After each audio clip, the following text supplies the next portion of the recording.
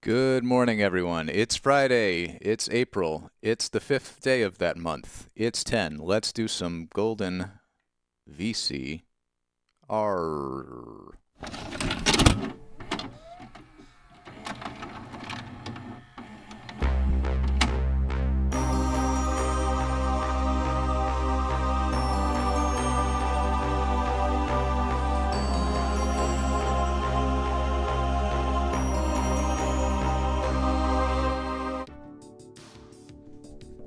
Hi.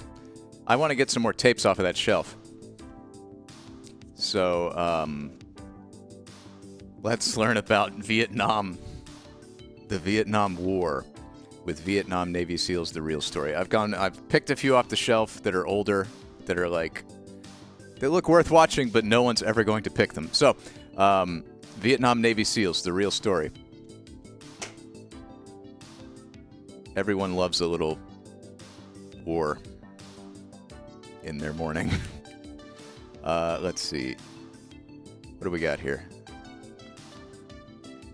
If you guys see other things you want to see, as always, I'm open to suggestions. We can deviate from the plan. But we're gonna watch this first. Private Butter, thank you for the subscription. Private Butter has resubscribed for 3 months. Wow. Excellent. I don't know how the Twitch alerts work. I still have not figured out how the subscriptions work, because sometimes it comes through as like a sub and then a resub. It's fine. You get points either way. Enjoy the points. And thank you for your support.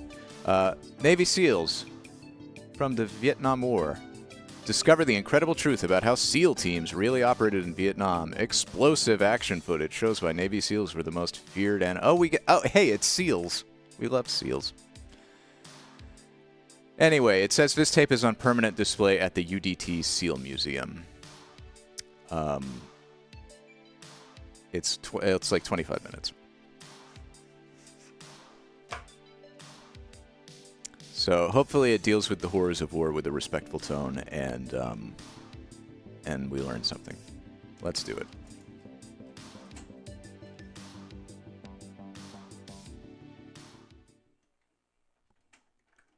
Here we go. Vietnam Navy SEALs, the real story. Tape number 51 from the original set of tapes in the Golden VCR collection. Bingo is live too.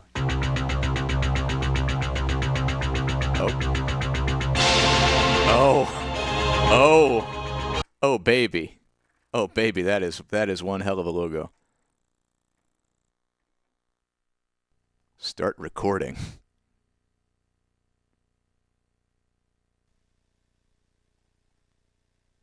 Stop recording. Start recording. Come on, there you go.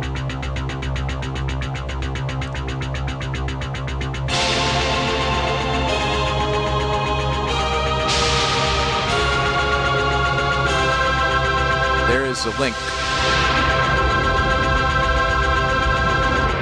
for the Discord scimitar.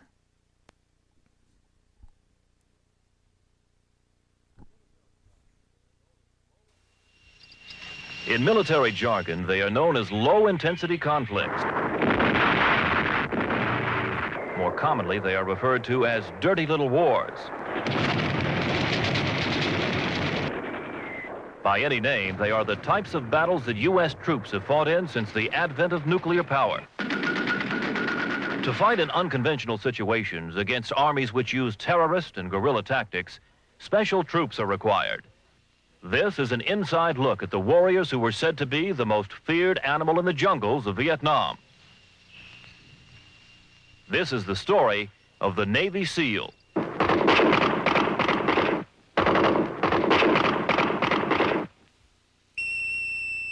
So this was... The name SEAL comes from sea, air, and land. Produced for, so I assume, and on permanent display forming an outfit around it. As of 1998. Trained to work in all three mediums, the Navy SEAL Museum SEAL teams were commissioned in 1962. Florida.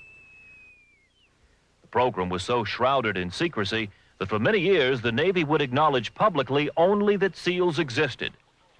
These amphibian commandos were culled from Navy underwater demolition teams and were already skilled frogmen and bomb experts.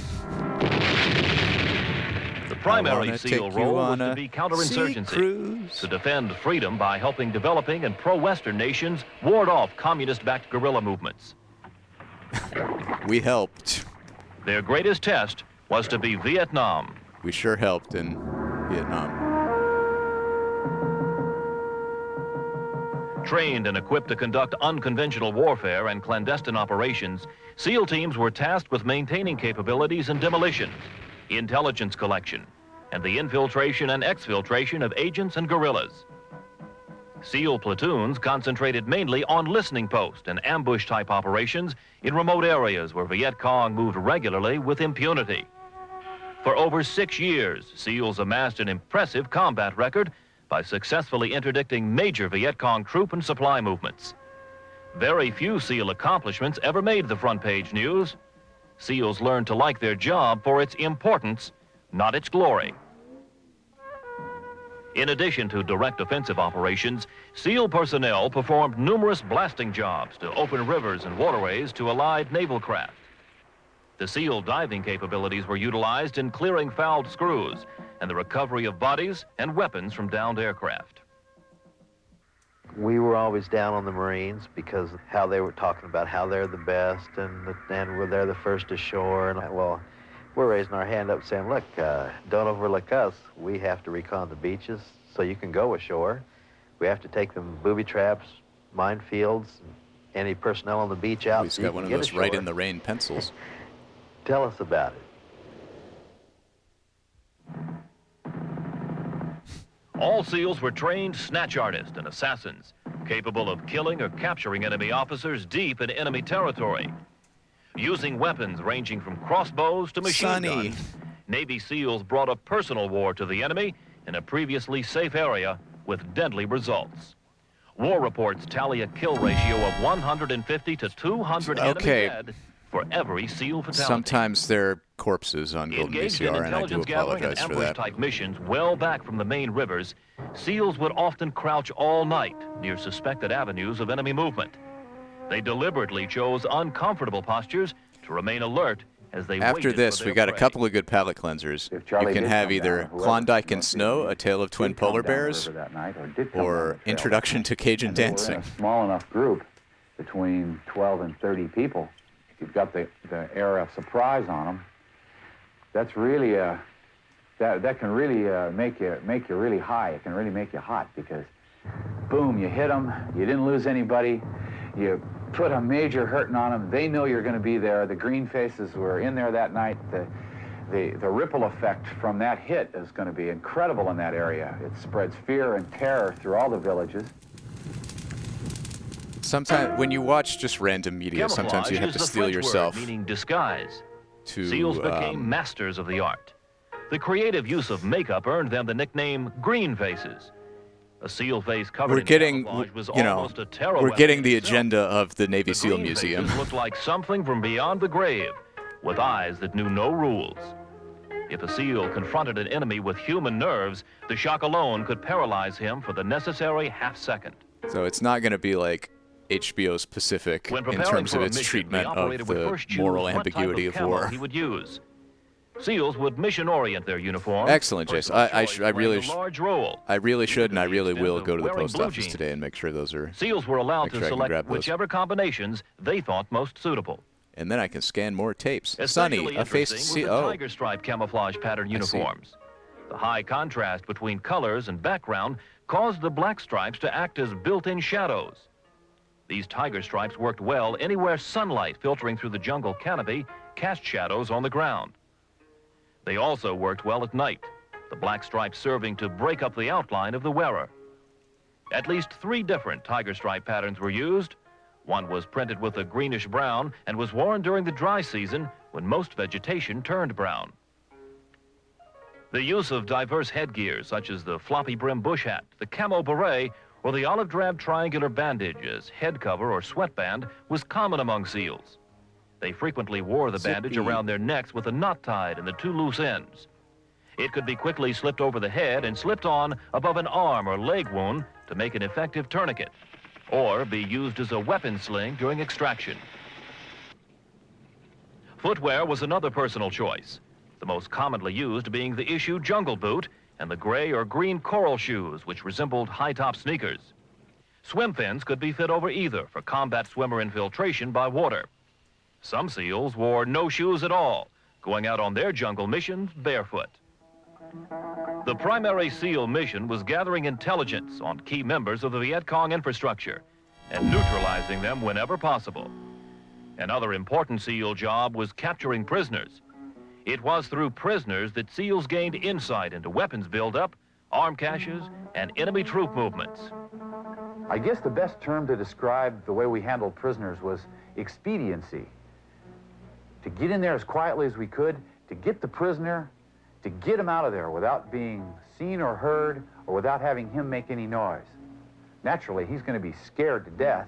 Once we deliver him over to command, they're probably pretty well shook up. They're probably afraid. The green faces that come in there and pulled him out of his own house, they usually have pretty good luck on getting the information they need. Prisoner snatches were well-planned operations, frequently based on intelligence SEALs gathered on their own or through paid informants. You see, one of the interesting things I just finished watching. He's continually in an intelligence gathering mode. I just finished watching Masters of the Air. I mentioned it.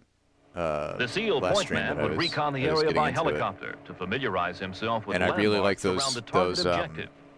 It was always eerie being up in a helicopter. Tom Hanks produced a series about World War II that, like Band of Brothers in the Pacific and Masters of the Air, briefing, the SEAL platoon assembled their operating gear and weapons. Really give you a perspective special hardware unique to the team was employed. You know, the realities of the experience. Included the Stoner M63A light machine gun, and how it was an air-cooled messy weapon and awful it is. capable of being magazine-fed. So it's really weird to see just like propaganda from a museum where it's like making this fun for the whole family. Like there are kids at this museum and they just want to see the cool guns. Tensions ran high as SEALs helped each other prepare for their missions. While his stateside peers painted their faces in the name of love, the SEAL applied his grease paint with a more deadly purpose. I think the most fear was until you left on the mission. Once you get on the boat gets underway, then you just sort of sit down and start doing what you have to do, and it starts unfolding. Yeah, I mean, the geopolitics of the Vietnam War are complicated. This is really going good right now. But like the French had brutally colonized Vietnam. It was French Indochina. When you're inserting, because you never know what's there. And then, so the tension is really, really great right now. After things got shook up and colonialism wasn't really a solid thing anymore. I'm going anyway. Any tripwires? There were communist movements that the Soviets backed, and then there were SEAL patrols frequently traveled inland for many miles, Henry Kissinger relying on their point man to keep them on the target and out of Americans danger. were like, oh, we SEAL can't have teams communism patrolled spread. Together, with weapons pointing alternately it's a domino in opposite directions, theory and everything, where like against if you ambush. let communist regimes get established have in the third world, they can move. Then that'll allow communism to spread like wildfire, and then we'll be living in a world where the Soviets have all the power and we don't have any. Unnatural things in the vegetation. So we need to just like institute a draft and send a bunch of people over there to get killed. We'd move hundreds of yards this way sometimes. That's the simple, the very simple operation version. Would be on our hands and knees. Haley's mom took a trip to Vietnam. Few words were spoken with some during friends the mission several years ago, and patrol. she's talked about it a lot. SEALs communicated through hand and arm signals. Their stealth and camouflage discipline made them going difficult to museums and having like Vietnamese tour guides that are telling the story from a Vietnamese perspective and how struck like, fear into the enemy. It was clearly a very compelling experience Each for Haley's SEAL mom team member had a different task to perform. See the Patrol reality leader was today. responsible for receiving orders, coordinating his mission with any support units, and carrying out the orders. The radio man was responsible for codes and frequencies. The point man's job to get the patrol to and from the mission objective. Another man on patrol was assigned to handle prisoners. The last man on the patrol would protect the unit from rear attack. Listen, I don't know all that much about geopolitics. I just know that although most SEAL operations took place under dense cover, there's a lot of exclamation points had to be crossed. Here, and that they got explosive in italics. The rice paddies to avoid suction, the word SEAL because sound is there a travels million long times. way in open areas. SEALs walked in each other's contains rare footprints footage to avoid booby traps and to conceal their numbers. And none of us ever liked going through open rice paddies. Kind of like running through a schoolyard without no clothes on. You feel real naked. You're unprotected. My You get a little jittery right there. I have 3 stepsisters, and their dad Whenever still SEALs comes to like target, a family perimeter functions was and set. stuff. In case of enemy activity, they would be So protected my from the flanks. stepmother's ex-husband, Like going in and take a hooch my is a dad, real my tricky dad's situation, wife's too, ex-husband, because, he's a Vietnam vet, you never know and what's he was behind infantry during the war, and he doors talks. and walls. He's clearly like Most of very the time, it's more or less haunted bust by the it door down still, and hope tells a for the lot of best. very gnarly stories about his And experiences. once leaving a hooch or whatever, after you've cleared it out, you know, you're It was very not vulnerable a fun time. also, because you made your presence known. Swiffer Sweeper, Sounds yeah, real, that is. A little sticky getting out. No, it's not on the Feel website like anymore. real You known you've been there. currently the only way to submit ghosts is via Hair raise it up a little bit. Cheers on or the way Twitch out. chat with the ghost command. To outfox the VC at their own guerrilla tricks, SEALs used a broad range of ingenuity and gadgets. By using diverse techniques such as grabbing ropes or ladders trailing from low-flying helicopters, snatching a line from a speeding riverboat, or simply fading into the scenery, SEALs were able to elude the enemy after successfully completing a mission.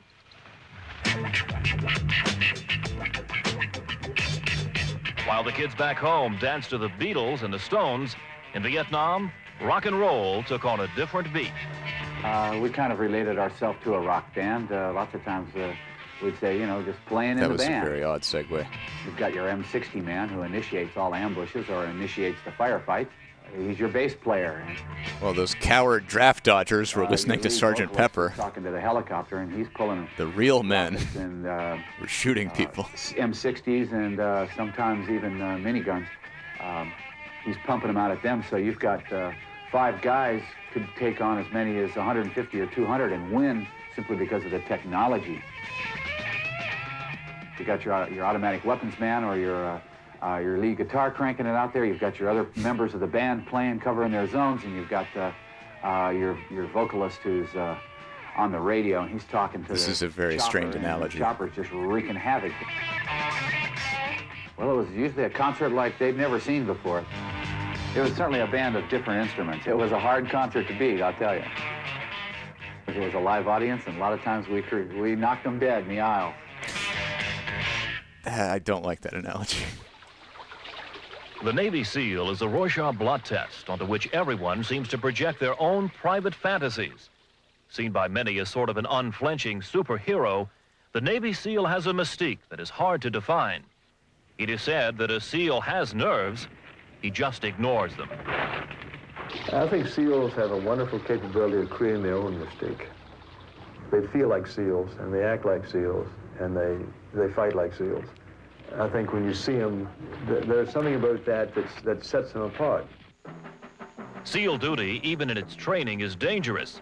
The fact that SEALs are relatively unknown and suffered only light casualties in Vietnam testifies not to the lack of danger or spooky missions, but to the fact that they performed their cloak and Spooky dagger job missions. so well. That's one way to describe it. Fought by incapable people waste capable people's lives. SEALs may be the most capable fighting men of all time. Training is the thread that all SEALs have in common, and it is what separates the SEAL from all others. You'll be exposed to pain and punishment and other little devices that we'll think of for one reason and one reason only. To make you the type of person we need to get the job done, no matter what the job is. It's the most rigorous military training in the world. The United States Navy calls it Special Warfare Training. Basic Underwater Demolition SEAL training is more commonly known by its acronym, BUDS. It lasts for nearly 6 months, and traditionally fewer than 1/3 of those who start will graduate. Those who do will be assigned to one of 6 SEAL teams at either Little Creek, Virginia, or Coronado, California, where BUDS training begins. Oh, I've been to The course Coronado. requires top physical condition and a mental attitude that is found in only a small percentage of military men. What stands out most about SEAL trainees is their intense motivation and willingness to voluntarily take part in a program that will tax them to the absolute limits. I see. No matter how bad my lungs hurt, my body hurts, I'll go until I pass out, and then I just can't go anymore. But I'll get back up and take off again. Personally, I never had any doubts on whether or not I would quit or not. I knew I wouldn't quit. They'd have to kill me before I'd quit. You want to make the team. You don't want to be a quitter.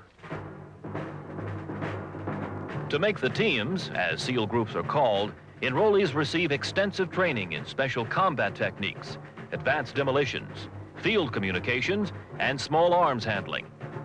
In addition to being qualified for underwater demolition, SEALs must be qualified parachute jumpers. This range of expertise makes every BUD/S graduate into a combination frogman, demolitions expert, paratrooper, and commando. Both officers and enlisted men undergo the same treatment in the grueling BUD/S training course. It's the Navy's way of drawing out certain characteristics required for unconventional warfare. There's a tremendous leadership responsibility in being a SEAL officer. And in this program, if you don't have that quality of leadership, you're not going to last very long, because the enlisted people that support you are as capable as you are, and sometimes more capable. Successful completion of SEAL training establishes the fact that a man will not only endure on a special mission, he will prevail. The major test during the first phase of training is Hell Week. In classic understatement, it is officially called Motivation Week by the Navy. Any more than 2 hours sleep total for the entire week is considered luxurious treatment. Instructors push the candidates to the limit. It is during this week that the greatest number of men drop out, often over 50%. When you say to people that you spent a whole day and a whole night running, doing games, playing games in the mud, it doesn't sound like much, but when you really think about it, the mud's thick and heavy, and you're tired, and you haven't had any sleep. The mud is physically exhausting to your muscles. The mud seems to be one of many ways of making you very uncomfortable and Hey, thank you, Facebook, for gifting us up to Reed. Very uncomfortable, unpleasant situation.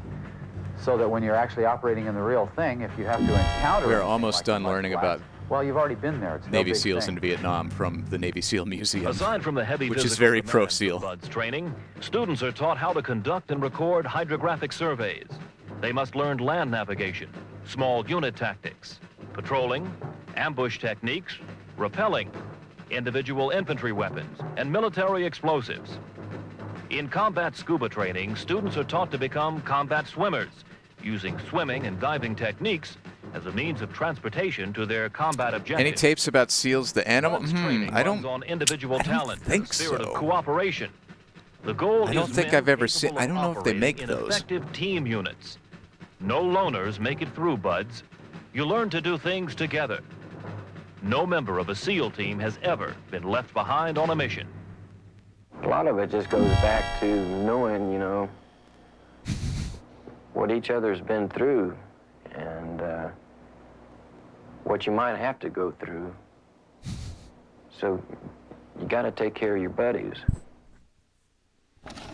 SEAL training is devised on the theory that a man 1,000 is bits from capable of J-Spook. 10 Thank you, times J-Spook. more physical output than normal. We need to introduce if Reed he is to properly trained and motivated. the tradition of jamming Strength to alone Brazilian is not drums. enough to get by.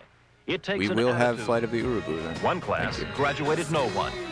When you're running a program like ours, you don't have to get 100 people through it. If 3 people get That's a through Peter it, Gabriel hype train. they're the 3 people we need. And 200 bits from Reed, Ghost of SEALs have a mindset. a ghost that likes playing challenge. mahjong with a Korean They lady in want a to be purple special, tuxedo who lives in and they're Djibouti willing with a to baby pay the kangaroo price wearing for ballet it. slippers. A SEAL, above all, is a man who doesn't know when he is beaten. That looks like Djibouti. I haven't Djibouti is forgotten coastal. any faces. Names, I remember them as soon as I hear them, but I can't just call Thank the you, Reed. list off. But all the faces are there. Everybody looks the same in my mind as they did the day last time I saw them. We're all together yet. In our minds, we are all together. And I don't think there's one of us that have forgotten any of us. I'd tell anybody who wanted to be a SEAL, go for it. You'll certainly get a chance to find out who you are. I was too psyched up most of the time in the teams to ever be scared of anything. In fact, most of the time I was disappointed in some of the things I did because I didn't get any more jazz out of it than I did. I've always felt that the worst thing you could ever do was to end up dead on the highway, having run into somebody, but ending up dead on somebody's beach someplace for something that you believed in. Made a lot of sense. It's indoctrination, folks. The SEALs in Vietnam were the physically Hey, and thank you, mentally Arceus, for the toughest, most 200 highly motivated bits. and well-trained troops in the world. Small in Appreciate numbers, it. SEAL personnel never That should exceeded give you fun 200 points. in country at any time in Vietnam. However, SEAL team accomplishments are legion. Hey, 3 seemingly, Medal of Jess, Honor, 1,000 3 bits Navy crosses, 50 silver to stars, celebrate Friday. 100 bronze stars, Ooh, 350 and you're getting a week Navy off, hell yeah. commendation medals, and 100 Maybe some Navy Don't Achievement Touch Me. Awards. SEALs could go anywhere and do anything at any time.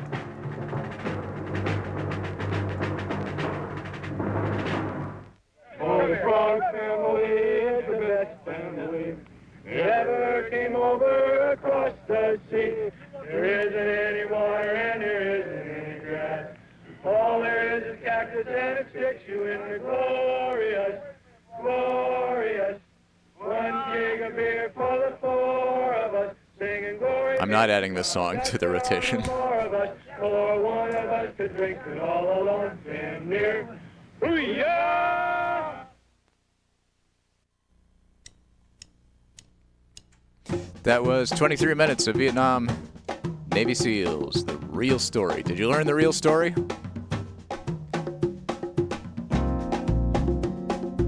The official, God's honest truth, the full perspective, everything you ever needed to know about the Vietnam War. No need to learn anything else.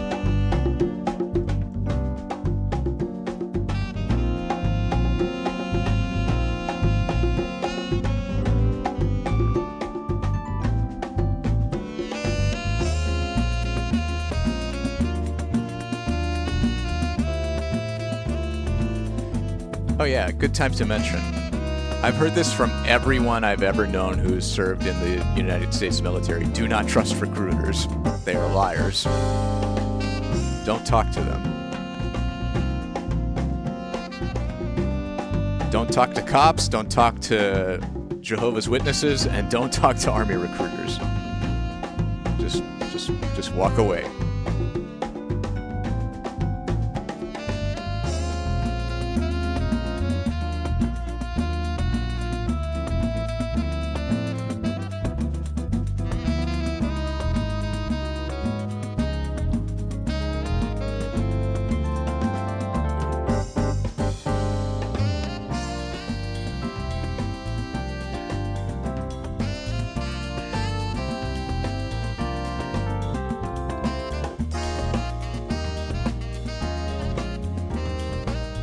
I like keyboard guy. He looks like he just has a very serious, intense look on his face.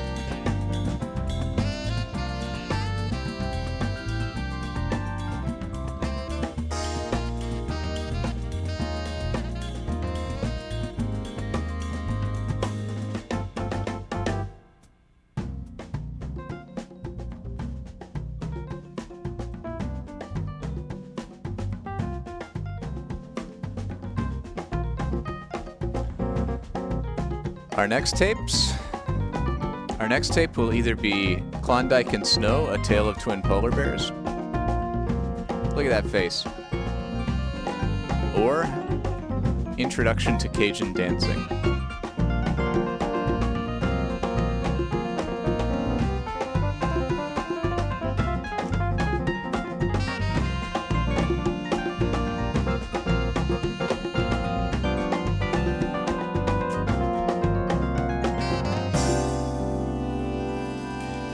It sounds like Polar Bears has more popular support than Cajun Dancing.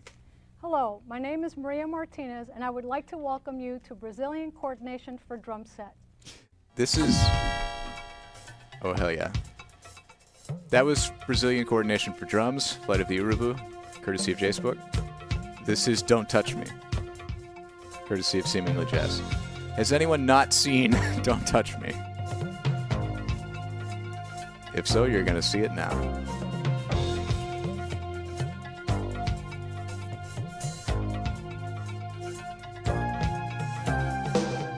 You have the power to make me feel. Your microchips can make it real. Electric feelings burn so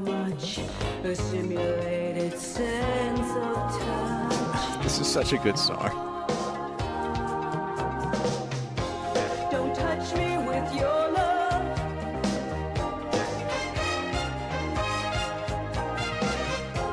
Don't touch me with your love.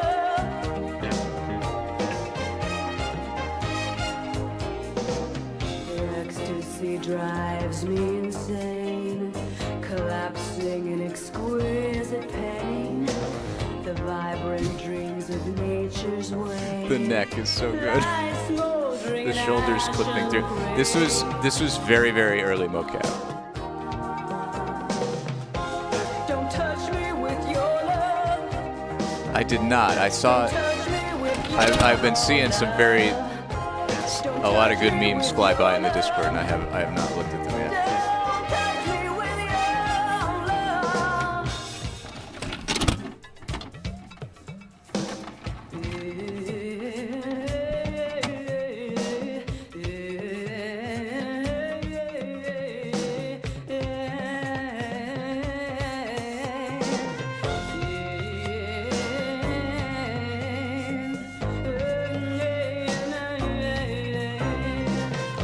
So yeah, for reference, Dancing Baby was 1995. This is 1989. Like, they used very, very early motion capture technology, and obviously the like technology and tools for character rigging and deformation were not quite there yet. It's Dancing Baby's mom. Don't touch me with your love. Don't touch me with your love. Don't touch me with your love. Don't touch me with your love. Thank you, folks. Thank you, folks, for cheering for those. I hope if that was the first time you've seen either of those, you can recognize their beauty. Okay, so it sounds like Klondike and Snow. Does anyone want to campaign for Cajun Dancing instead of Klondike and Snow? Okay, Klondike and Snow. They are polar bears. This tape is about an hour, I believe. Oh yeah, they have no fear. They have no natural predators and no fear. November 6, 1994. Twin polar bear cubs arrive at the Denver Zoo nearly frozen to death. Their mother has abandoned them, and zoo veterinarians aren't sure how to save them, except to try. Thus begins the saga of Klondike and Snow. Fiercely dedicated zoo staff nurse and comfort the baby bears 24 hours a day to bring them out of danger. Lovable Klondike and Snow TM become media sensations, but eventually their fans and surrogate parents must say goodbye. Klondike and Snow TM, a tale of twin polar bears, provides a rare opportunity to witness a year in the life of two baby bears from minutes after birth through their first birthday. Contains footage not previously broadcast.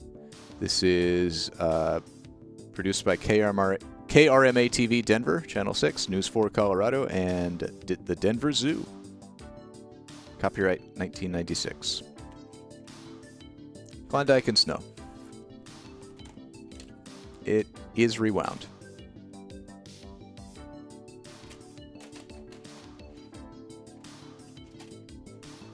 Okay, yeah, this will be a nice palate cleanser after Vietnam Navy SEALs. This should be a little more heartwarming, I hope. Let's do it. Oh, look at them. They're angels. They're literal angels.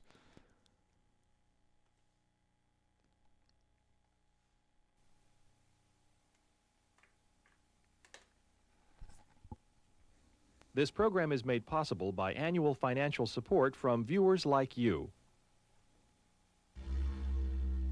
Every year, thousands of babies are born in zoos across America. Some live, some die. Some are abandoned by their mothers. A few of those are raised to healthy maturity by human surrogate mothers, the staff of America's zoos. Oh, it's a little tiny baby bear. On a November Sunday morning in 1994, at the Denver Zoo, a polar bear named Ulu gives birth to twins and walks away, leaving the 2 cubs on the cold concrete floor. Without the warmth of their mother, they are sure to die.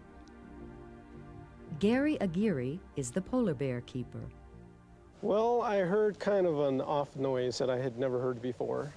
But when I sort of seen a kind of a hand movement, and I said, that's got to be a baby. And I wasn't perfectly sure, but putting that together with the sounds, I thought it had to be. Gary investigates the polar bear den.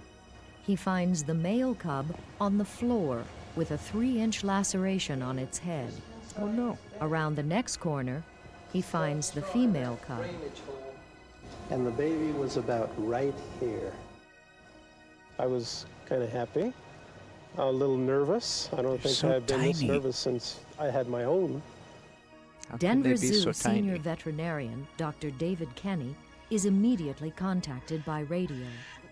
We were fortunate that the keeper was astute enough to see these guys as soon as he got to work.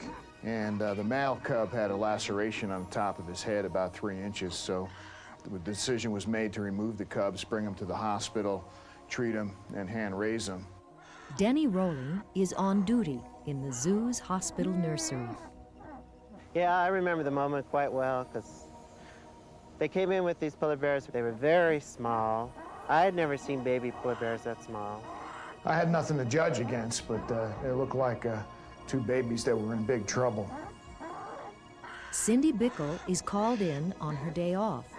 In her career, she has cared for many newborn animals. We'll do the best we can and hope they survive, but I really don't feel like they're going to. They were weak. They were very cold. They wouldn't register on our thermometer. Our thermometer will only register at 89, and it wouldn't register, so it was below that, but I couldn't tell you how far below.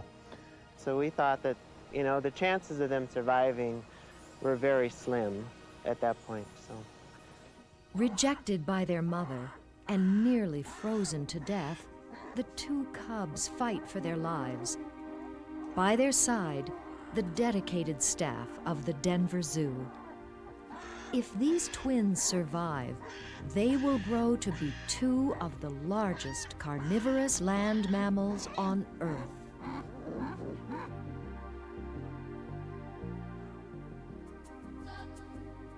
Klondike and Snow, TM. a tale of twin polar bears.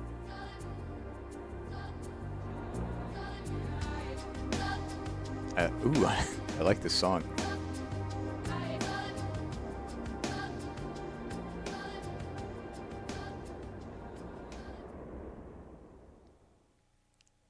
I think Polar 2 bear kind and cubs sweet men have with not mustaches been cuddling successfully newborn raised polar by bear cubs hand got in rejected. America for over a decade. That's pretty No dumb. polar bears had been born at the Denver Zoo since 1977. No one on Dr. David Kenny's staff has ever raised baby polar bears, but they know what needs to be done.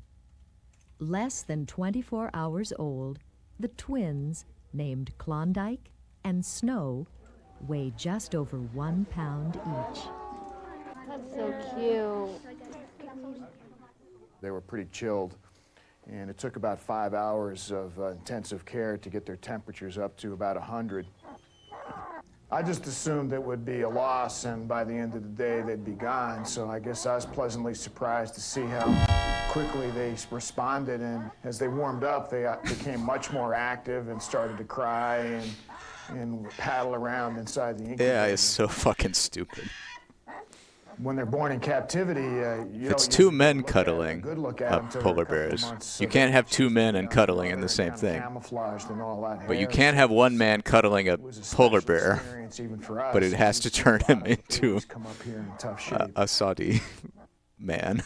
Initially, the staff determines that they must tube feed both babies. He's not gaining as much weight as quickly as she is. He cries about 6 hours a day. We're wondering whether he's starting to teeth or not, but he's been a kind of a problem baby right from the start. The staff must try to duplicate a mother polar bear's milk.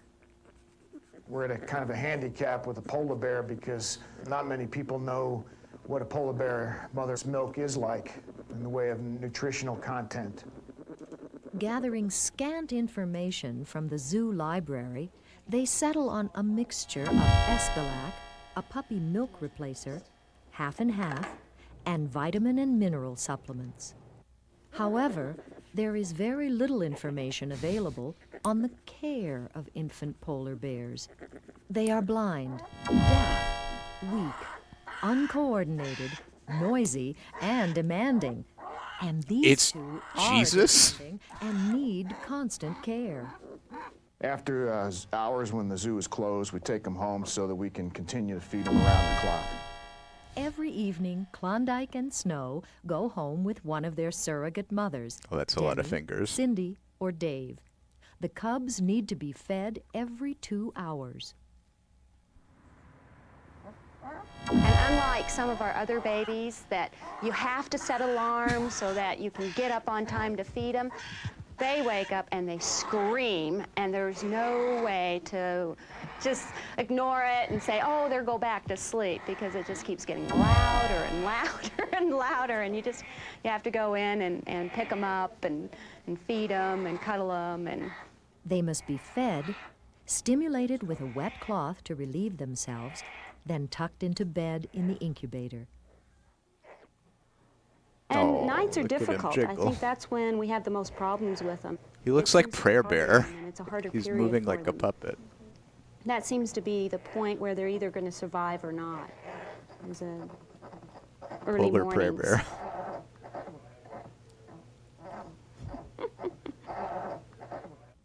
Snow is gaining weight steadily, but Klondike lags behind. It's gonna get dark Both cubs soon. are bloated. I'm very It's gonna encouraged get about the dark female. soon. I would be surprised if she did not survive. The Oh, little no. male, I think, unless we can determine why he's not gaining weight, would still be worried about him. We were This even poor wondering noggin. if he wasn't on his way out. At one point, we thought that maybe he was on his case of going to die on us. Dr. Kenny decides to tube feed Klondike, which relieves the bloating. So Blood far, this tape tests, has radiographs, and ultrasonography. at least 2 adorable all baby reveal polar no bears and at least 3 abnormalities. adorable On advice from veterinarian nutritional men with experts, mustaches the staff changes the formula. who seem very, very sweet. The cod liver oil is replaced with safflower oil. And the overnight feedings and care continue. I'm hoping they will sleep a little more during the night. They seem to be more active and vocal and won't settle down between 2 o'clock and 4 o'clock in the morning. They're born deaf. You almost wish you were deaf for the first part of their lives, because they talk a lot. They used to scream the whole 10 miles to my house and then the 10 miles back, and there were times where I felt like maybe I just ought to drive off a cliff and end it for all of us. I don't know how their mother could take that kind of noise in the cave for 5 months.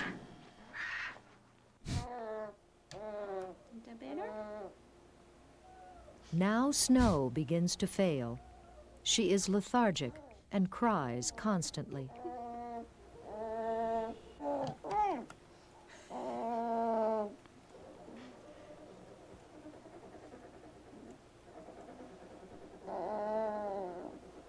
Oh, look at Chili Jazzy.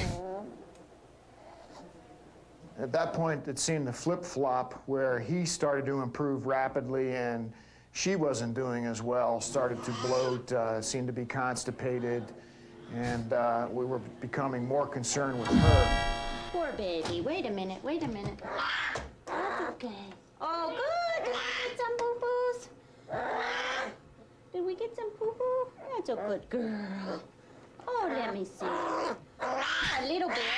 Okay, calm down. Calm down. All right, what do you want?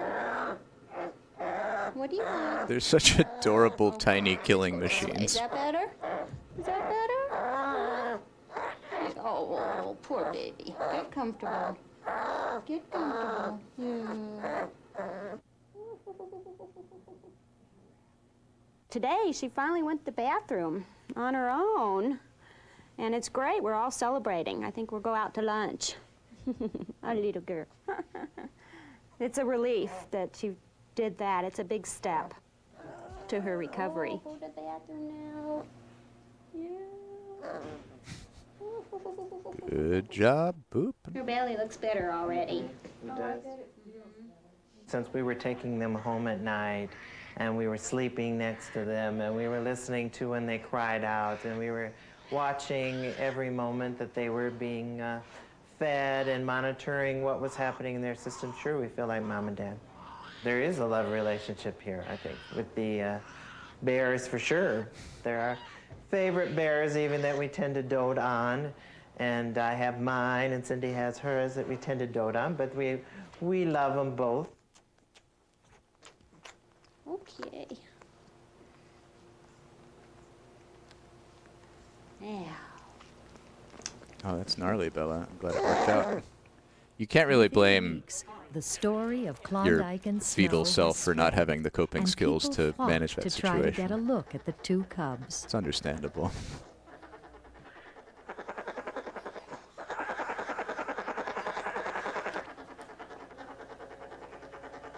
The more time you have to spend with them and worry about them, the more attached you become. And they get attached to me and Denny and Dave.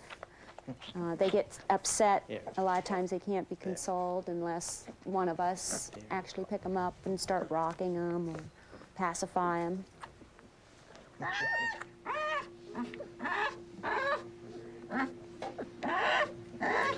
Sometimes there's just no pacifying them.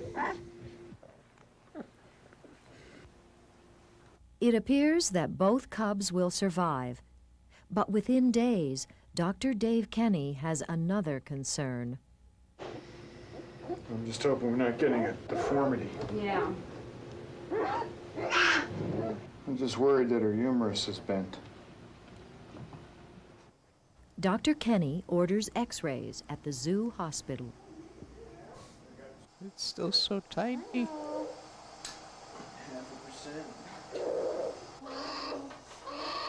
When she started to slip away on us, we took a second set of radiographs and realized that their bone development was not normal. They weren't laying down mineral as they should be. Dr. Jimmy Eller examines the latest x-rays. Now we can see more fractures here. See, they were probably here. And we just There didn't is kind see of a them. bow in the humerus. Oh, both of them. Oh, get your 3D X-rays glasses out for reveal this that one. Both cubs have many fractured bones, and in addition, they have rickets, a serious weakening and malformation of the bones caused by a vitamin D3 Aw, deficiency. it's a polar bear with Well, I rickets. didn't want to wait any longer because I thought how fast it happened. If we were wrong on the changes we made, we don't have much time to make another one.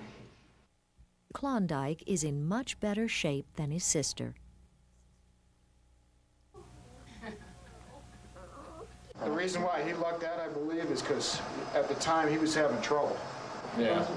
We were slowing him down while she was in a growth spurt. Because Klondike's early development was stifled, his bones are growing more slowly, but Snow's bones have become brittle and are unable to support her substantial weight gain.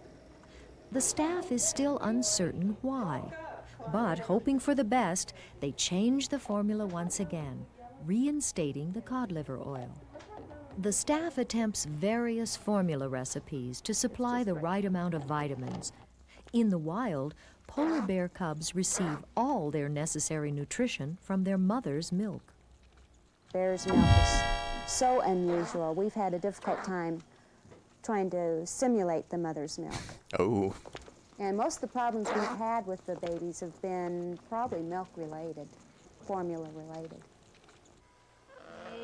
It's usually nice to be able to distance yourself emotionally from a patient so you can make your decisions on, you know, the pure clinical situation, but occasionally we're faced with the prospect of having to also raise them, hand raise them so they become a part of your family, and makes it a little more difficult on you to make decisions.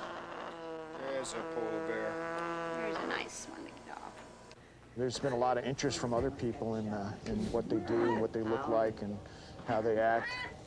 Even we have researchers calling the hospital to ask us questions because they work around adult polar bears or polar bears that have already come out of the den. They are not aware of even sometimes what a baby polar bear looks like. Denny, Cindy, and Dave have become experts through trial and error. They've learned a lot about polar bear cubs in a short time. They're little fighters. I mean, they've gone a long way on just their own. News of the bear cubs travels fast. The hospital nursery quickly becomes the most popular zoo exhibit. And children send get-well cards. It's your card. Look at that. I think initially I was going to be surprised if they survived the first few hours when they came up. They were pretty cold and so helpless weird. looking, and I didn't think they were. They're gonna just live so out the tiny day. and animated, the way they Every move. day after that, they just continued They to like amaze me. desperately want to be on the ground while they're being held. 1 week later, the I guess that cubs are makes sense. x-rayed Like again, in the and wild, the a fractures mother have polar bear is already not going to begun hold a heal. cub in the air Reinstating the cod liver oil unless it's by the appears neck. to be working. And within about less than 48 hours, I'd say we could see improvement in her. The male also was doing well. At this point, we think we probably have Hey, the diet 200 bits from as Reed, close as we're gonna Ghost of get a it Smiling right Baby now, Polar Bear in a they're able Tuxedo to, and Fedora. absorb calcium once again. Despite the good news, the staff is still concerned. Well, the next What a major charmer. stage in their development is for them to stand and start walking around. You know, we'll be pretty worried until we actually see them get up and walk. Oh, look at it. Oh, man. Oh, that face. Is he bleeding from the eyes? It was very sweet and accurate, other than the man's face. Doesn't that feel good? They're 64 days old. Yeah, you like it, huh? He likes it. He says, I like swimming. I like swimming. Well, you have to take care of every need. They're totally dependent on you, very immature, just like a human infant. I'm already wet now. What a big boy. This is like your third bath today? Right. Okay. Get that bottom clean. That's what, you had it all over you. For the 3 surrogate mothers, the overnight care of the cubs continues. There isn't really any true sleep, and I'm sure the mother in the den does not sleep much, especially if she has twins, or maybe even 3.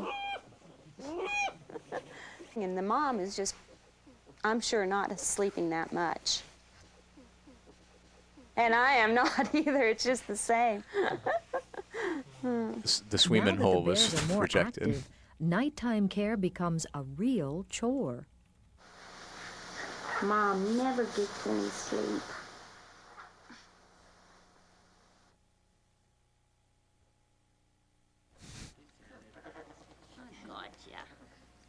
I gotcha.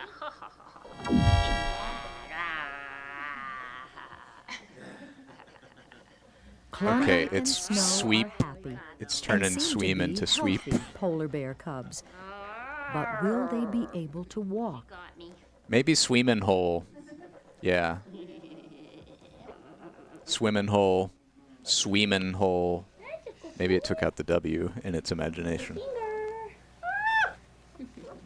Klondike takes his first tentative steps. He's doing really good.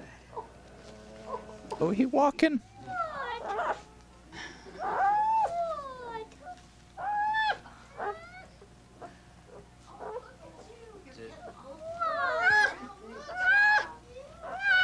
But the thing that's unknown and will be unknown for quite a few weeks is, has any damage been done that they can't correct at this point? The staff begins regular exercises with the cubs and calls in a children's physical therapist for advice. If she doesn't catch up, will she be able to crawl? Will she be able to walk? Will she be able to approximate and use her hands? They do use their hands for activities as tools. Will she be able to do that?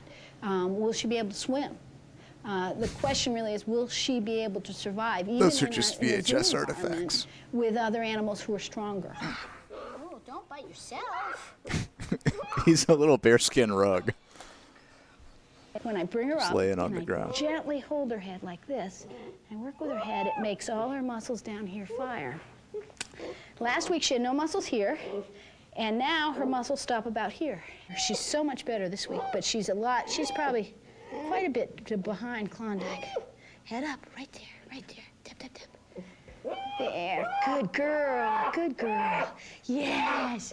You want a belly rub? This is reminding me of like fighting Mother Brain in Super Metroid, screaming. Back rub, because that was hard work. These are some good The good news Super is that Metroids the therapy, combined audio with the new samples formula, for enemies is screaming. paying off. Yeah. She says, oh, come on, I'm so Physical tired. therapy. There you go, yeah.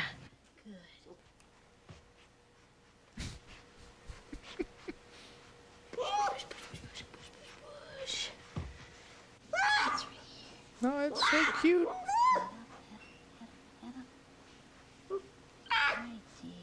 It's time for more x-rays.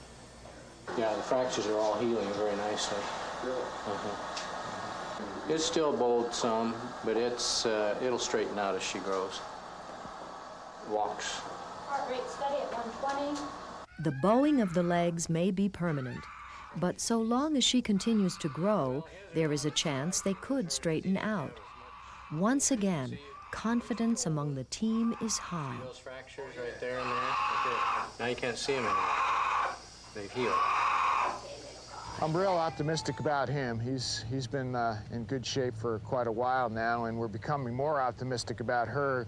The big question was, would she be able to walk? And this Monday, she showed some signs that she's going to be able to do that. It seems only a matter of time until both cubs are walking. Klondike and Hey, Snow thank you, Swiffer now Sweeper. begin to enjoy the simple pleasures allowed young, healthy polar bears. Swift was very swift. The feel of ice.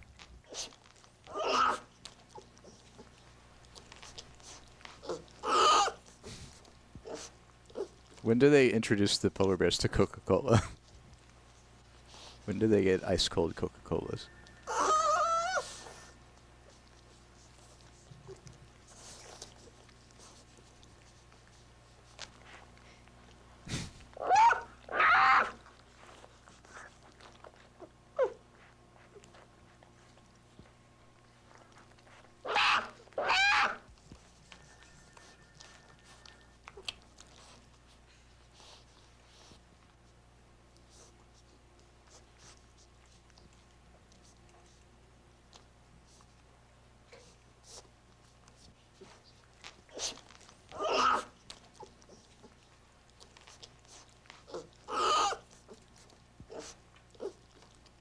The taste of solid food. And the smells, sights, and sounds of the world beyond their Polar bear on a nursery door. leash.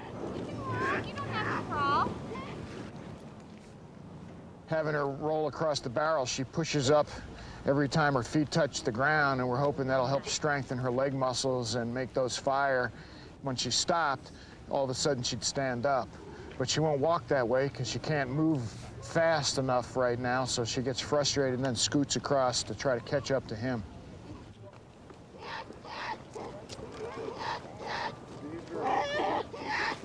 She kind of panics. She doesn't like to see him moving off, and she tries to catch up, and that's why she's screaming like that. They're looking like polar bears now.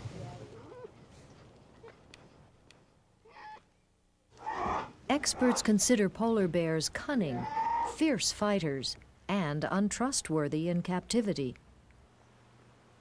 Polar bears, at any age, deserve respect. We're real careful around the two cubs. The people that, again, have raised them from the beginning, you have a sense for what you can do and what you can't, and when the bears are getting a little upset. And when they get 4-month upset, resub what from they West do Coast is, Deb. Thank you, Deb. Strike at whatever's There's the nothing like closest, polar usually bears, living man. object to them, and they'll try to bite it or whack it with one of their feet. They don't hold a grudge. Within a few seconds, it's all over. Finally, Snow walks. We already considered it a success. She was running pretty well out there today. She likes holding onto her bottle. Yeah, she does. I think we've been able to show people the life of an animal that we don't know much about here in the nursery, in a stage of their life that's pretty unknown. Another couple of ounces. Aren't they sweet? It's just kind of a phenomenon, the way people are coming here in droves to take a look at them. I've even seen people watch them for 20 minutes while they're sleeping. Okay, folks, please keep the light moving. Everybody has to have a chance to see the bears. Everybody, please keep on moving. Keep the light moving, please. God, that's a long line of people wanting to see these adorable polar bear I cubs. can't really explain it other than perhaps they look like living teddy bears, and we all have fond memories of teddy bears, and maybe there's some kind of connection there. At 3 months old, polar bear cubs in the wild are making their first forays into the Arctic, and They're so perhaps fuzzy. even to sea. It's time for these two to get wet. Come on, guys. Since Mom is not taking care of their swimming lessons, we had to take it over and wanted to feel confident that they could swim in a deep pool and we wouldn't lose them by drowning. Get your head out of there. You're going to drown. Submariner. I think they enjoy water anyway, and it's just getting them over the initial fear of they don't realize they can't breathe underwater at first, I think. And once they get past that, they should be all right. Get back, you bears. It's fun for them, fun for us.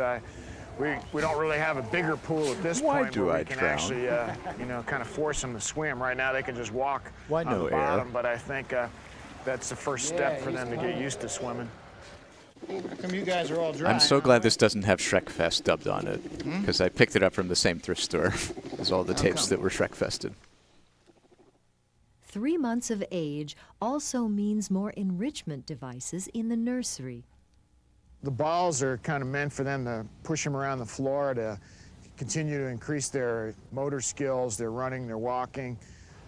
The same thing with swimming is even for people, that's a great exercise.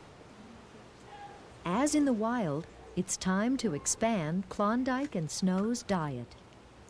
Friend-shaped bear, error, not enough Formula points. Up to this point, and now we've There we started go. introducing Thank you some, for the 200 bits, delayed, Reed. trout 200 bits from Reed. like Friend-shaped omnivore bear. diet, which looks kind of like a dog biscuit, which Oh. is the mainstay of most bear diets in captivity. They've also started drinking Such a milk little out of goober. bowls. The staff realizes that these cubs are growing up fast. They're used to us, but when they'll grow out of that pretty quickly.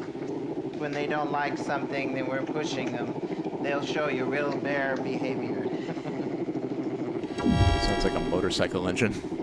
Until they're done sucking on your hand and they start to let up on their own. They've got a good grip, and if I got up right now, you'd see real bear behavior. Yes, they bite pretty hard. Yeah, this seems like it gets increasingly dangerous the older they get.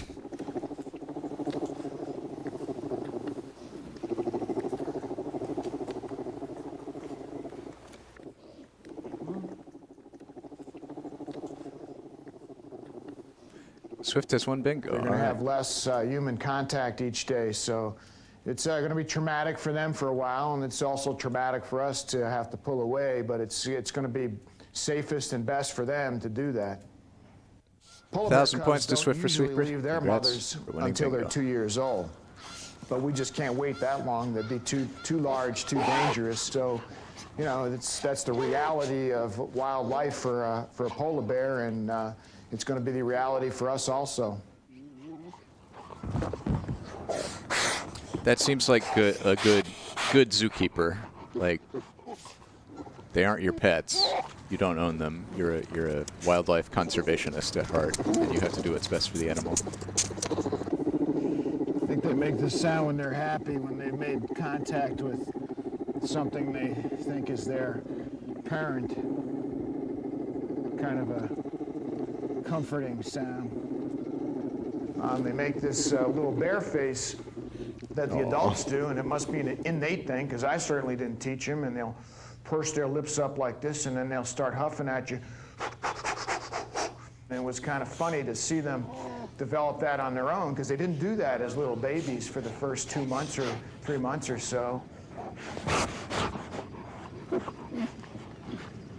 They just love snow. They love to roll in it. They'll get on their backs and try to slide across the snow. If there's any kind of incline, they'll slide down it. Snow is one of their most favorite things. Bears are curious, intelligent animals. Yeah, the snooting and licking of By the now, camera is great. Klondike and Snow know every inch of their nursery. They figured out how to unlatch the cabinets and had everything in the cabinets all over the floor. Broken glass, bottles opened. I mean, they had a great time.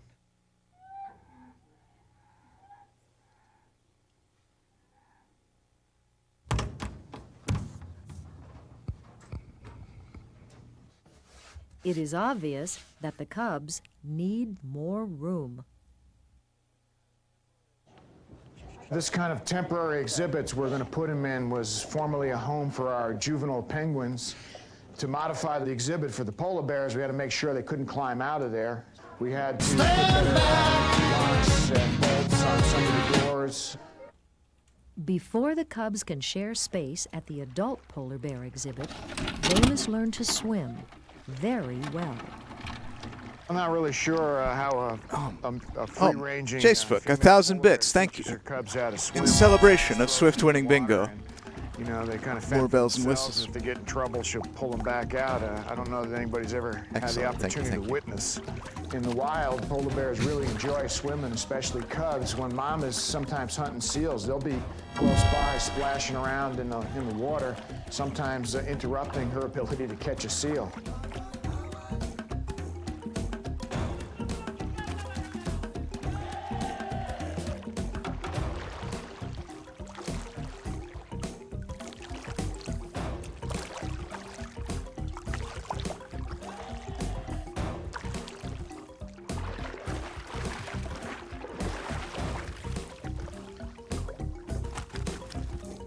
I think the jumping in kind of stimulates them. They get more excited and they want to jump in right behind you, just like your kids probably would do at a pool. And then you run around the other end, come out, and run over to the diving board and jump back in again. They're so cute. They jumping.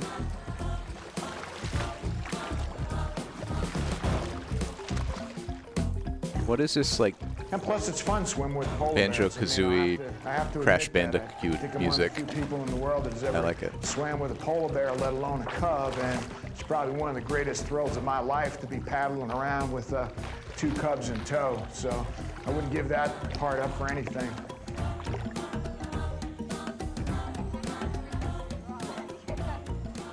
I just can't dismiss the fact that the 2 bears, they just have their own charisma. I don't know how to explain that, but they're, you know, whatever charisma is, those 2 have it. When we were practicing going from the temporary bear exhibit and bringing them back and forth to the hospital, visitors learned about what time we would be bringing them back, and they showed up purposely for that and would line almost like a gauntlet the entire route from the exhibit back to the nursery, and they would cheer for them like they were rock stars. It was a very strange feeling to be kind of the roadie for these two little rock star bears. And I mean, the interesting thing about it is they have no idea of how popular they are. So they're the only celebrities that I know that don't have, you know, egos that couldn't fit through the door. They couldn't care less about all Oh, we of got this. grizzlies somehow.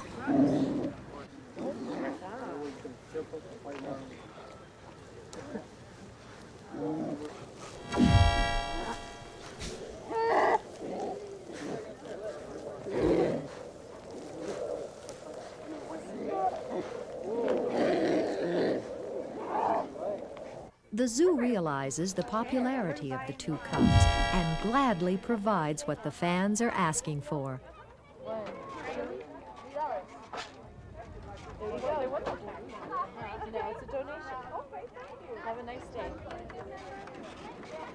Their fans are happy, the zoo is happy, and the cubs thrive in their new habitat. What we hadn't counted on, again, they outgrew that building so fast. They were breaking the doors down. We weren't going to be able to hold them in there any longer. We had hoped to keep them maybe 6 or 8 weeks, and I think we only got 3 or 4 weeks before things were starting to deteriorate on us. Klondike and Snow move on once again to northern shores, the home of the other mature polar bears at the Denver Zoo.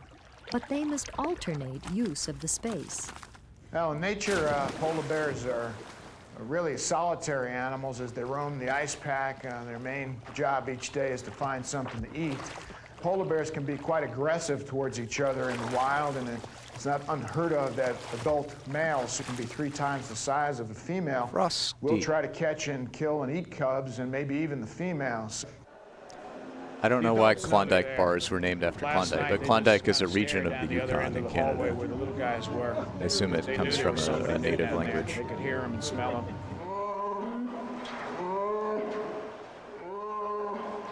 I realized how powerful their sense of smell was when they went to the new polar bear exhibit.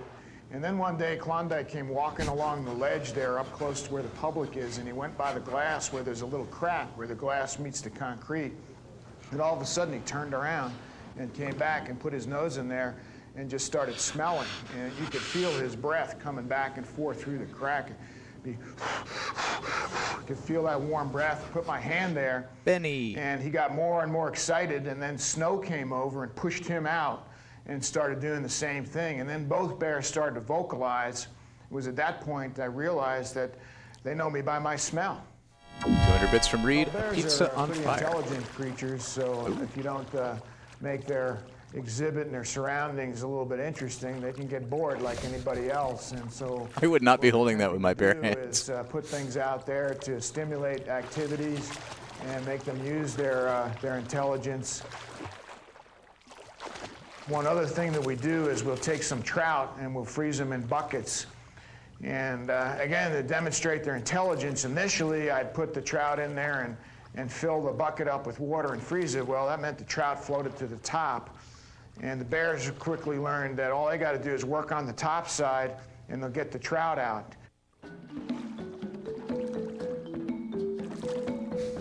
None pizza left fire.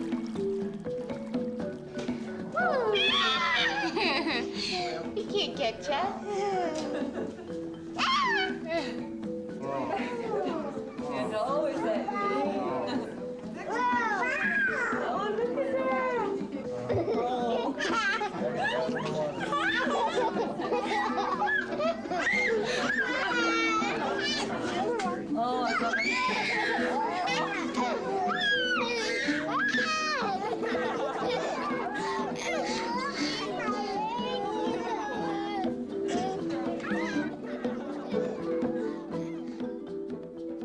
Polar bears can swim for days and have been spotted hundreds of miles from the nearest land or ice floe, paddling effortlessly across the sea at a tireless 6 miles per hour.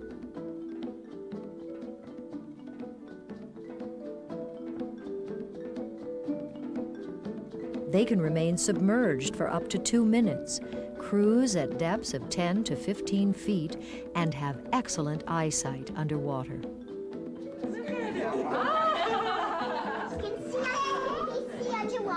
Yeah, look at his eyes are open. Ooh, yeah.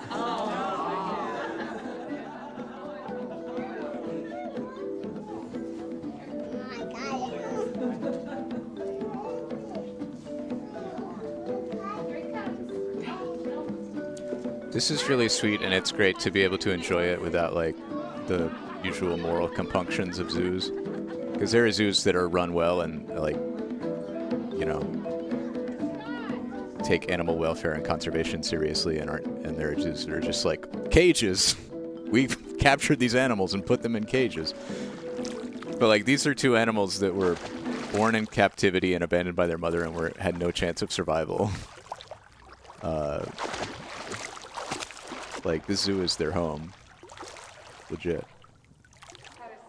The public enjoys seeing Klondike and Snow in their new habitat, but time on display requires the other adult polar bears to spend more time backstage, off exhibit.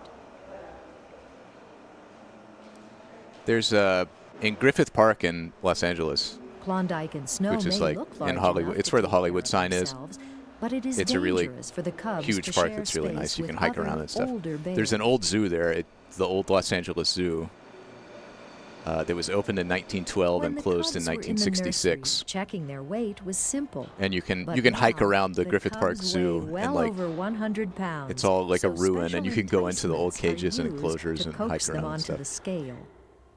It's a Klondike very doesn't like to be messed eerie with place. when he's getting his bottle. He doesn't like you petting him. He doesn't like you touching him. And I have, on that last occasion, pushed him a little too far. I thought maybe something had injured one of his eyes, and I want to get a closer look at it. And he didn't want me touching him while he was having his bottle. And then you could see the aggressive side.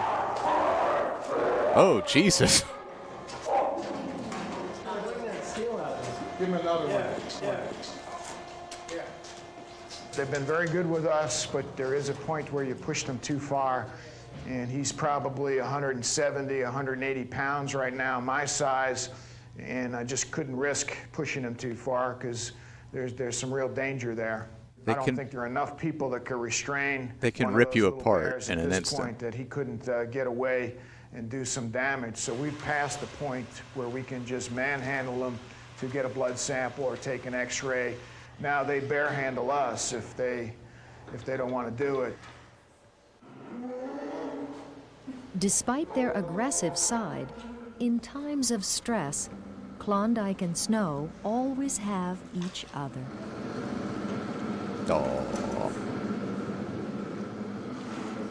I think they just find comfort with each other in doing it. It's kind of like what kids do when they suck on their thumbs. It's a security thing. It makes them feel good, relieves some stress. Well, he's manhandle, Clear bear that the handle. cubs have outgrown the available facilities. He was setting up the wordplay of bear handle. The time has come for one more big change in the lives of Klondike and Snow and the Denver Zoo. We are not able to keep them in Denver because there is insufficient space Oh, no. available in our polar bear facility at Northern Shores, which permanently houses 5 adults, including the baby's parents. This decision was made in the best interests of Klondike and Snow. When Klondike and Snow were born, we began searching for a really good home for them. And we knew that SeaWorld of Orlando was building an incredible new wild Arctic exhibit and needed polar bears. And we contacted them, checked out the exhibit. In fact, our curator of mammals went there personally and came back with glowing reviews. He's been in the business 25 years and said it was the absolute best polar bear facility he's ever seen in his career. Klondike and Snow deserve the best, and that's what the Denver Zoo is going to give them. A difficult decision, considering the public outcry. It's a hard thing to give them up, but we want to do what's in the best interest of the bears, and we just can't be selfish and do Polar bears what we love think Florida. would be, please ourselves the most. So we're going to let them go, and we would like everybody to, in Denver, to have the same feeling. We're gonna miss you. I hate to see them go. I think they belong to Denver. But then if the whole nation is aware of it, maybe everybody appreciates them as much as we do. We have found that the adults are taking it a lot harder than the kids. The kids, understand conservation. They understand, they're going to grow up and move on, and I think they have a better understanding about why the bears have to grow up and move on. As we drove by SeaWorld, I yelled, "Take good care of our bears when they come," Oh, I love them. I think it's wonderful. Yeah, I don't know much about SeaWorld Going down to for Orlando and seeing them there too. non-whale and non-dolphin SeaWorld. No. We all hate to see them go, but for us, a sign of our success is to see something that we raised in the nursery end up in another institution where they can breed and have their own families. But we do hate to see them go. Yeah, I'll be sad to see him go, and I probably will cry and everything, but I'll get over it. I'll come back to work, and they'll keep me busy, and I'll get some other cute babies that, I can turn my attentions to. I'm sure we'll be doing you know, a little bit of crying, and you know, I'm not embarrassed about that. We love those two little cubs, and we want the best for them for the rest of their lives.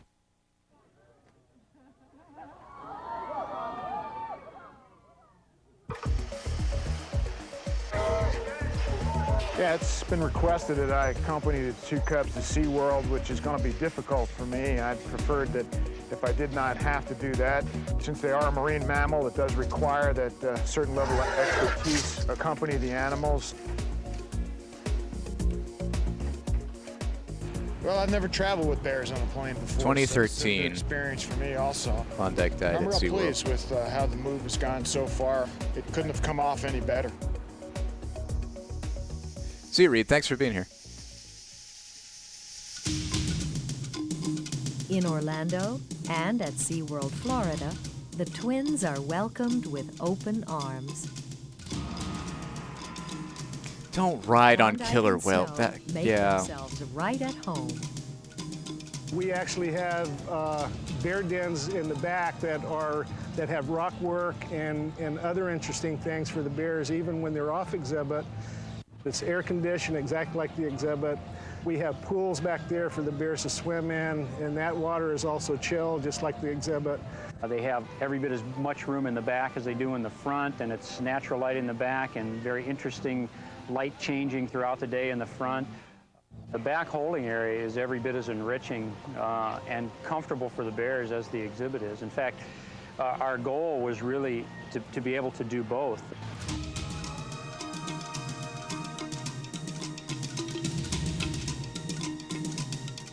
Greetings and welcome to Base Station Wild Arctic.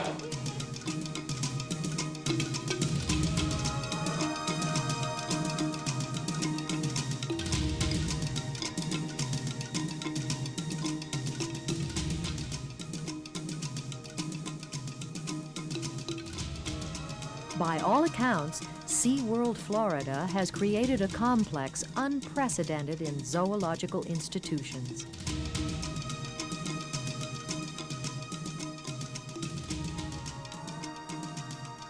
You're really coming to a small chunk of the Arctic, right out of the Arctic, as best as we're able to recreate it in Florida. We talk to polar bear experts all over the world, both in zoological facilities and also researchers that are researching bears in the wild. The exhibit itself is cold. It's below 70 degrees in there, so it's cold from Florida standards, and it's well within the temperature ranges for polar bears in the Arctic during summer months. The water temperature itself is beginning to slightly warm up in the Arctic. We're maintaining it at just below 50 degrees, so the water's chilled down, very cold for them as well. Now that Klondike and Snow have adapted to their den, they finally have the opportunity to explore SeaWorld's wild Arctic for themselves. Dr. Dave Kenny is on hand to see their reaction.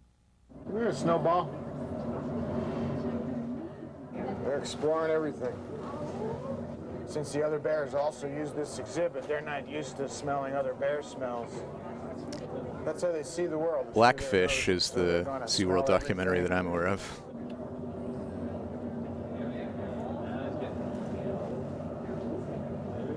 Hey, big boy.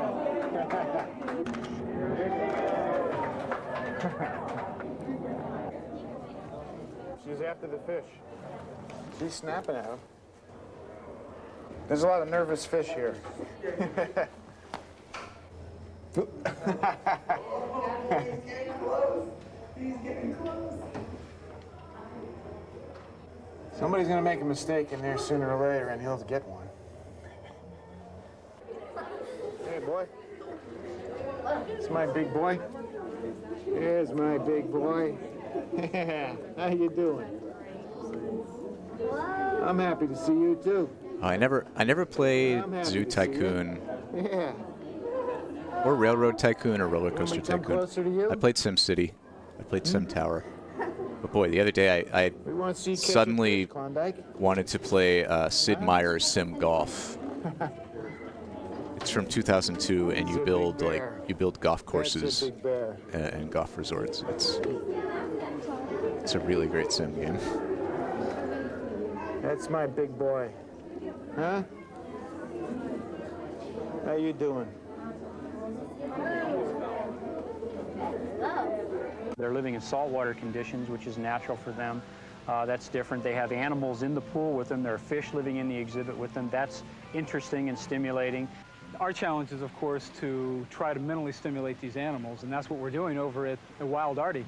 We want to make sure that that environment is constantly changing, and that's what we're doing right now. So every time they come into the environment, both in the back and in the front, they never really know what to expect. So tomorrow will be something completely different. It's not just giving them the food, it's challenging them to do something for the food. In particular, with the polar bears, we hide it in certain places. We make sure that they use their smell, their sense of eyesight, their paws and their nails. They got to work for it a little bit. Almost from day one, they have adapted well to the whole environment. When they first arrived, they were actually a little bit intimidated by the fish, but they've adapted to that very quickly, and they're actually becoming very adept at catching them right now. The great thing is to see how happy they are. I mean, they're having a great time out there, so it's a little easier to leave knowing they're enjoying themselves.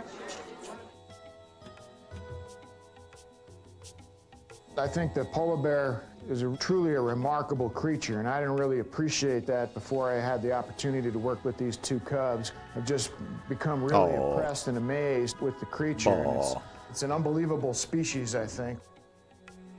Just to have the opportunity to get this close to one and see it develop is a real special privilege.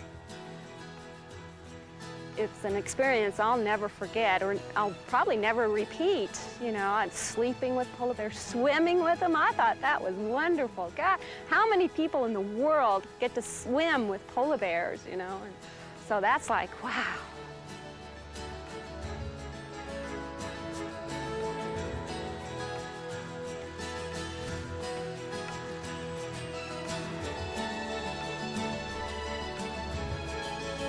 Ah, he tumbling.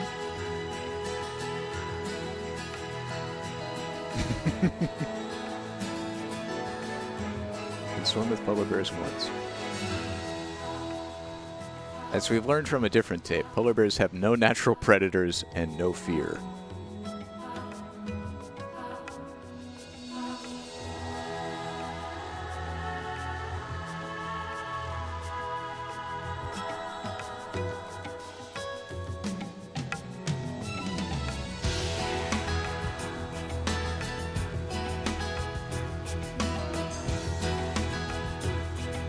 Uh-oh.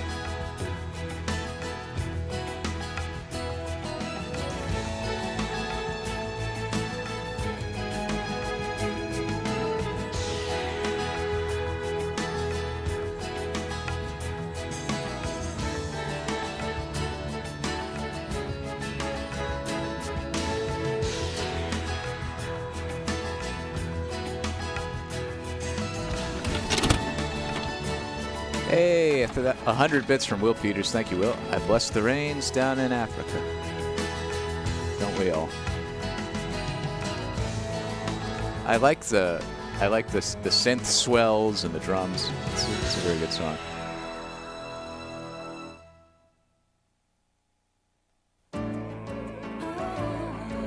This is PBS. Ooh, new PBS station ID that I haven't seen before.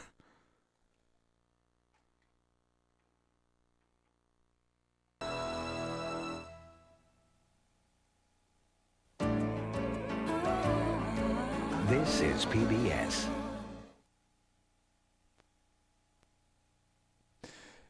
Hey, that was great. Thank you to everyone who voted for Bear. Let's see. That was Klondike and Snow. A tale of twin polar bears.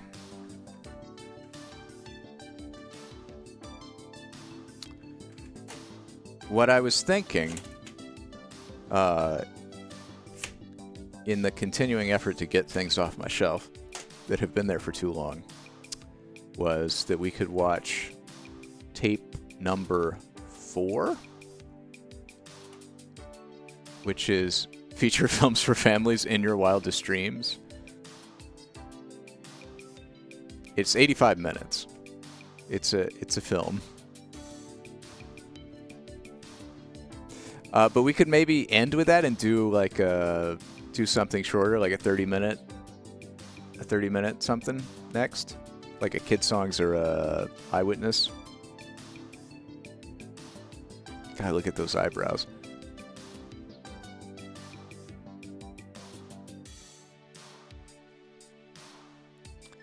Let's see. All right. So, Hard Hat.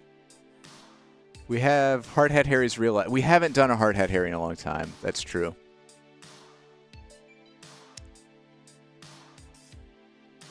We could do Hard Hat Harry's Real Life Fire Trucks for Kids. We tried to do Hard Hat Harry's Real Life Race Cars for Kids, and it did not work. So yeah. That's fair.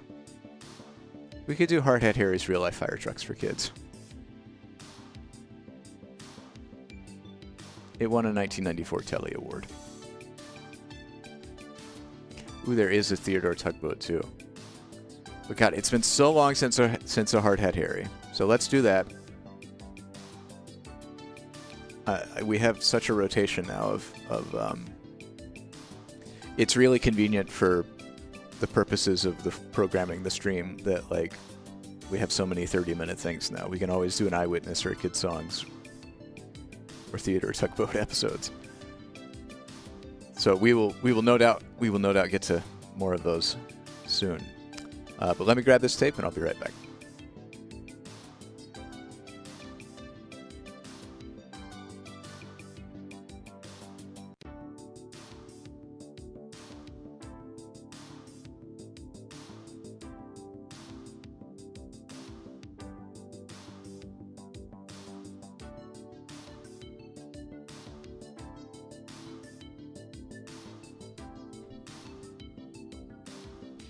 Hard Hat Harry's Real Life Fire Trucks for Kids.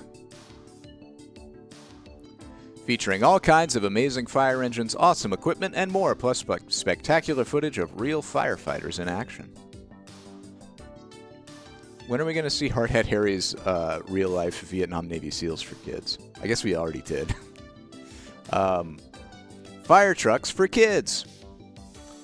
Take a magical journey to see amazing fire engines and firefighters in action. Join Hard Hat Harry, the lovable genie, and his young friends, Matt and Maya, for a journey into the exciting world of fire trucks and firefighters.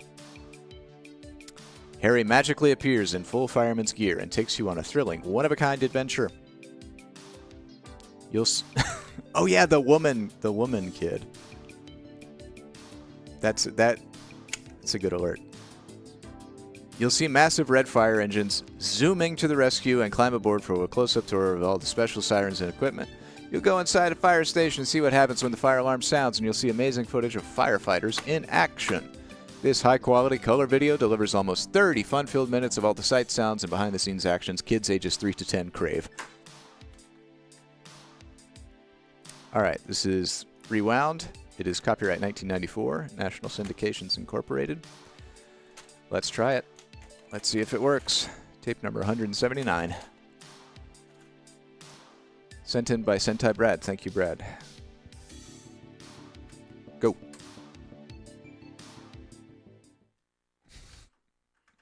No one ever asked how is woman. Only what is woman.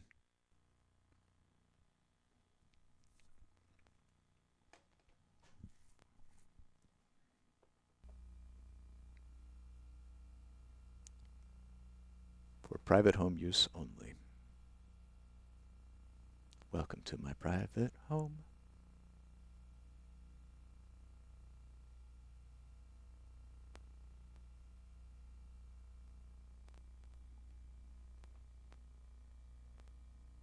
Publisher's Choice Video. What an exciting graphic.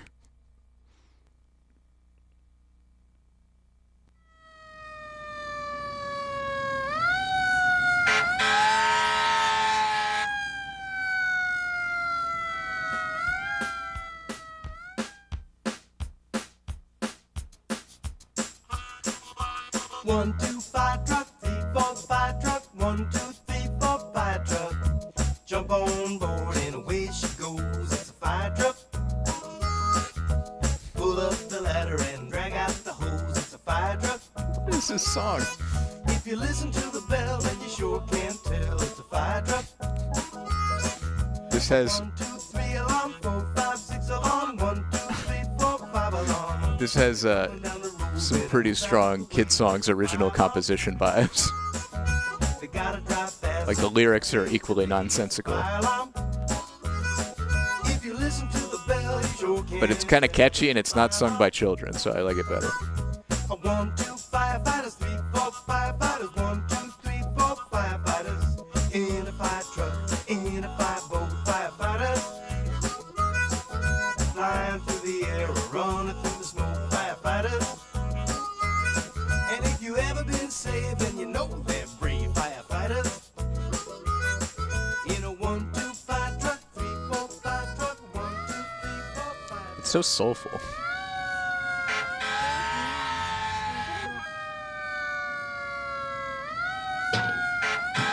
Whoa, look at that. Oh, neat. Isn't that neat? Yeah, let's go check it out. I love to improvise child acting. Of course it's real. That must have fallen off the fire truck that just went by. Ow! Hey! Oh, he's dressed as a genie in this one. Who are you? I'm Hard Hat Harry, the magical genie. Who may you be? My name is Matt. I'm 10 years old, and this is my sister Maya. I'm 8, but my mom says I'm old for my age, whatever that means. What are you doing here, and why are you dressed like that? Oh. And are you a real fireman? No. Oh, but I am a real genie. And I was just taking some time out of my busy genie schedule to experience for myself the work firefighters do and the equipment they use to do it. Yeah, it's a little weird. I like, why did they write that into the go with script? you, Exactly. Please? Well, okay, I love kids. Oh, but first, you have to be dressed properly. Look at what's on your head! Wow, this is just too cool. Yeah, too cool. There, that's much better. Now we're ready to see how firemen do their job and what they use to do it. Dark of night, light of day. It's time to see a fireman's day! Come on, kids. Let's catch up with this fire truck. It must be going to a fire. Look how fast it's going. Again, the fact that Hard Hat Harry is a genie is a fact that eluded me for most of my life. I remember seeing the commercials. Our firefighters are on call 24 hours a day, ready to respond to any emergency at a moment's notice. Their work is dangerous, so their equipment has to protect them and be dependable. They're trying to save lives and property, so we want them to be safe. That looks scary. Aren't those firemen afraid? Sometimes it is scary. That's why they wear special equipment and have special training. Firefighters everywhere use waterproof rubber boots. We're getting some good Super Nintendo JRPG battle theme here. The thick rubber soles will protect them from sharp objects like jagged metal, nails, and broken glass, while the boot's steel toe protects their feet from falling objects. The rest of their clothing must not only be protective and waterproof, but it must also resist heat as well. Can you guess why? Because being so close to the fire, they can get really hot. That's right, Matt. When fighting a fire, the temperature can reach 1,200 degrees. 1,200 degrees? That's what I said, 1,200 degrees. And take it from this genie, that's really, really hot. That's why their clothing is made That's out of a 650 degrees strong Celsius. and water resistant, but it also reflects heat as well. And that's very important when you're trying to put out a fire. Along with his protective gloves. Yeah, they're not always going to a fire. Imagine if Hard Hat Harry took these kids along when they were going to a heroin overdose to give someone Narcan. Objects, but it protects his neck That too. would have been awkward for the kids. Neat, this is big. Yeah, I like to drive it. Can you guys tell me how firefighters know when something is on fire and where the fire is? No? People like you and I tell them. When we see an emergency such as a fire, what should we do? Call 911? Maya's right, but only when it's an emergency and there are no adults around to tell. Good point, Matt. When we call 911, an emergency operator answers the phone and then responds by sending or dispatching the proper people and equipment to meet that emergency. That's why they're called dispatchers. Do you want to take a look? Can we really? Of course, I'm a genie. Yeah, you forget he's a genie. You should listen to your sister more often. 911 emergency? Yes, ma'am. You think your husband's having a heart attack? What's your address? 937 South Thornburg. 22 returning. Yes, ma'am. What's your last name? Yeah, EMT is emergency medical technician. Did you hear all that? EMS is emergency medical services. Called in to say her husband was having a heart attack. An EMT is just like a trauma surgeon who, or like a field medic that He makes then reassured minimum her help wage. was on the way, and then sent her the necessary equipment and people to save And her usually husband. gets very little The people institutional who answer support our for like the very 911 traumatic calls job are that they trained to do. deal with any emergency, like fires. We owe them a lot. Most like professional firefighters are trained as People slide down there. have That's the right, but do you requisite know why? medical training to deal with medical Same emergencies. time, it's faster and safer than running down the stairs. Exactly, Matt. When firefighters respond to an emergency, speed is important. That's just a stripper pole, Harry. How quickly you forget he's a genie. That's right, you keep forgetting I'm a genie. Hey, where is he? Where is he? Where are we? Oops. Sorry, guys. I got so excited about climbing up on top of this truck that I forgot all about you. But only for a moment, and it won't happen again. There are, yeah. But since we're here, why don't we take a closer look at this? A lot of firefighters have medical training, but they're a lot. How does he do that? They don't send like EMTs I know. who are just paramedics out to fight genie. fires. You know, guys, there's a lot more to a fire truck than just hoses. Let's take a But look. then, a lot of localities, like especially rural places, don't have professional firefighters. Each with its own purpose. There's just like a volunteer Everyone's firefighter favorite organization, has so got it's to be the people latter. in the community. So they're not necessarily trained like to You'll handle medical notice, stuff. when necessary, as soon as firefighters arrive on the scene, the first thing they do is put on air tanks like these, which allow them to breathe freely when fighting a fire up close. But each function brings its own unique problems. Here, giant pods are extended from the sides of the truck and planted firmly on the ground in order to stabilize the engine. In order to what? To stabilize, Maya. That means to keep the truck from falling over when the ladders are stretched way out as far as they will go.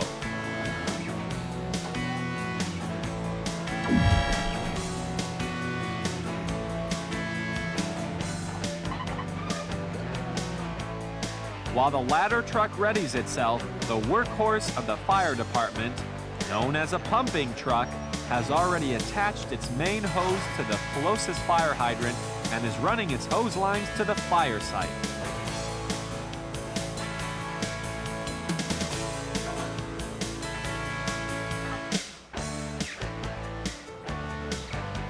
See what I mean about the air tanks?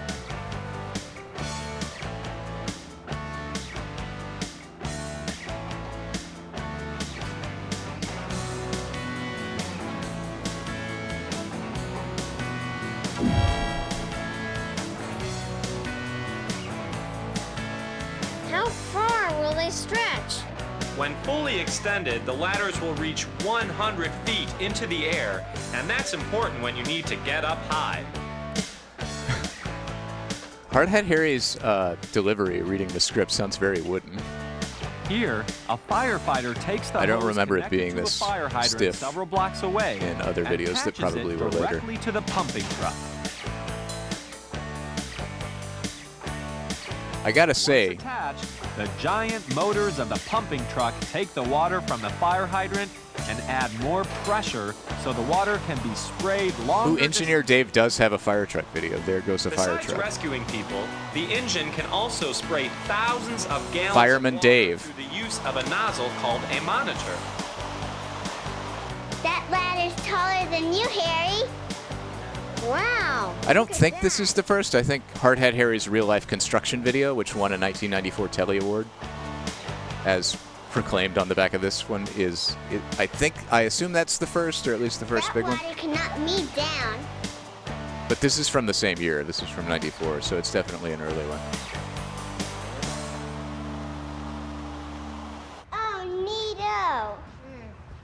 Yeah, it's neat, huh? But in order to get that much water to pump that high and that fast, there has to be a lot of pressure. Apparently there was a Hardhead Harry TV mean series a lot of in pressure. 1995. Now, this is a pump truck. The first and its episode of primary which was purpose Fire is to Truck pump water Adventures. from the fire hydrant to create an effective water stream. Gee, I didn't know so many things were needed to fight fires. Oh, yes, Maya. This and much, much more. Let's Okay. listen to my friend, who's a real firefighter. How long? Hi kids, my We've name's been at it for Firefighter 12 Russell. minutes on this I'd tape. like to show you my aerial ladder truck today. First thing we'll start off with is where we actually ride on the piece of equipment. Up here we have what's I called do the jump want. seat. This is where the firefighters I ride. do want an Engineer Dave Arson video We where he have a just small does seat up in the does interior, arson. up in the back. They actually ride backwards, so they Teaches have a us how great to view of evade where the they've cops. been, but really have a hard time seeing where they're going. Firefighter carries all of his equipment up here: a helmet, a coat. We're about halfway and through this. boots. I'm gonna go make myself a bowl of Up oatmeal front, and up a here cup of coffee. is where the I'll be in captain chat. rides. When I get back, we can watch our feature You can film. always tell a captain by the red helmet he wears, such as this. BRB. The second firefighter that rides in this piece of apparatus is in the other jump seat, just like on the other side that we saw here.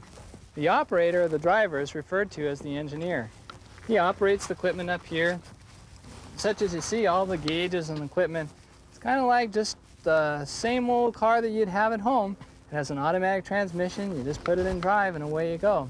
It's just a little bit heavier, maybe a little bit bigger than the car you'd have at home. This compartment in here is our saw compartment. So what would you guys guess could be in here? Let's take a look.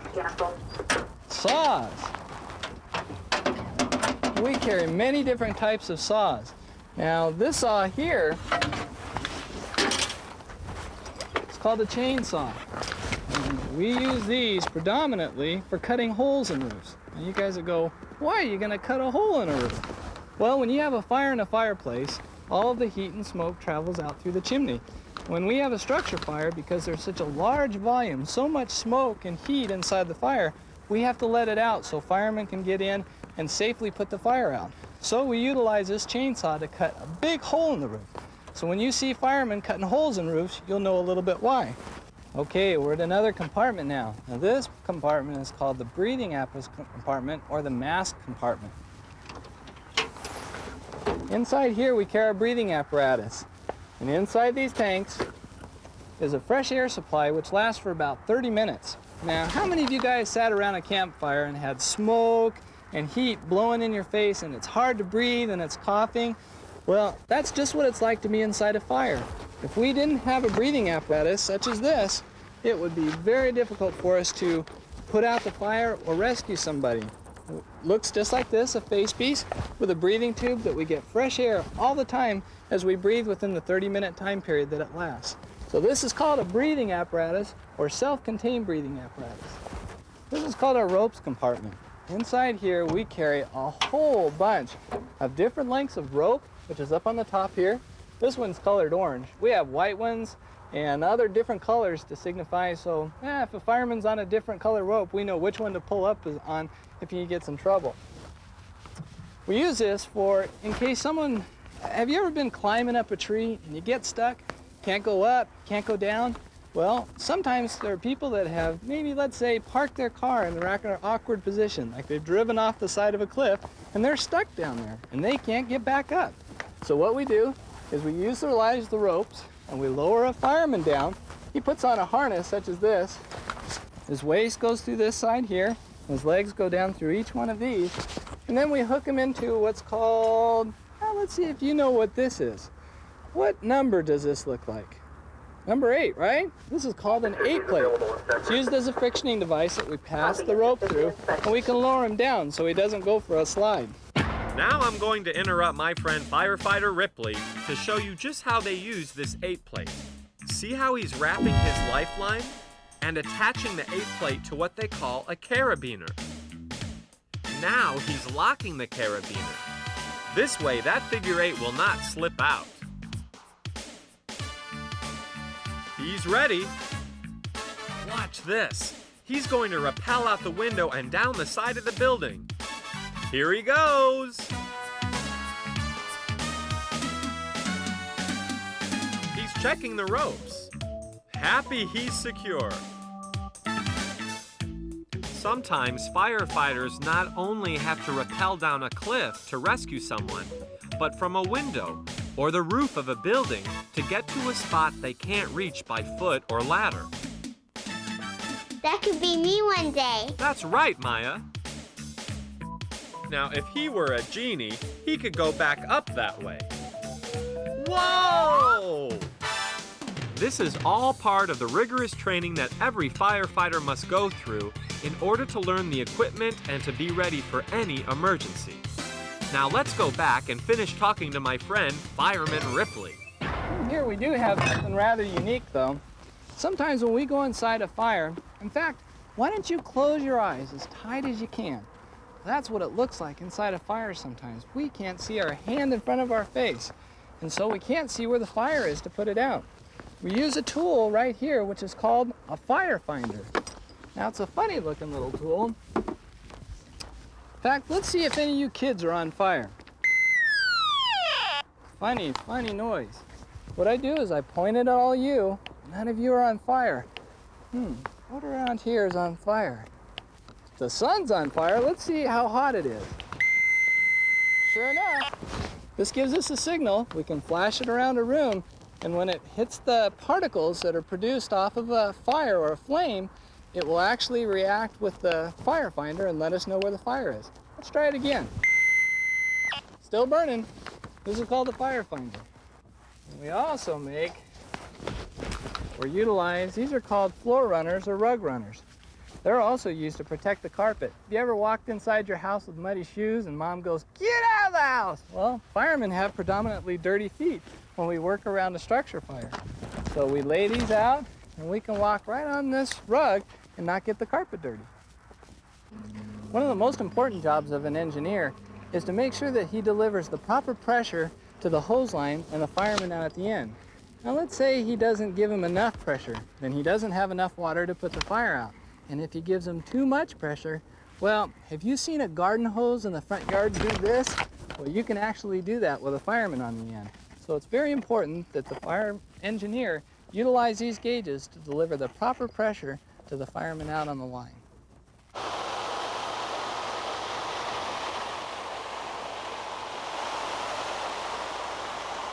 Maybe I should take you guys to your fire department to watch them fight a real fire. All right. Too cool. You won't forget us this time, will you? Who, me? No way! You're in good hands. You forget, I'm a genie.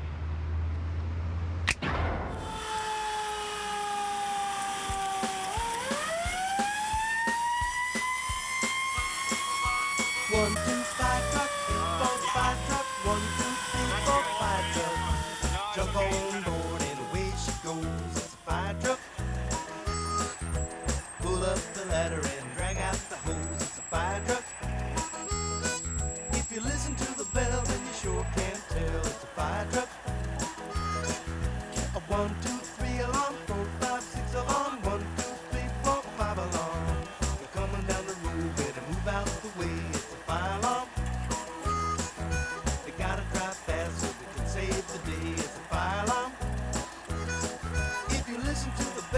sure can tell it's a fire alarm. 1, 2 firefighters, 3, 4 firefighters, 1, 2, 3, 4 firefighters. In a fire truck, in a fireboat, firefighters. Flying through the air, running through the smoke, firefighters. And if you ever been saved, then you know them brave firefighters. In a 1, 2 fire truck, 3, 4 fire truck, 1, 2, 3, 4 fire truck. Jump on board and away she goes. The fire truck.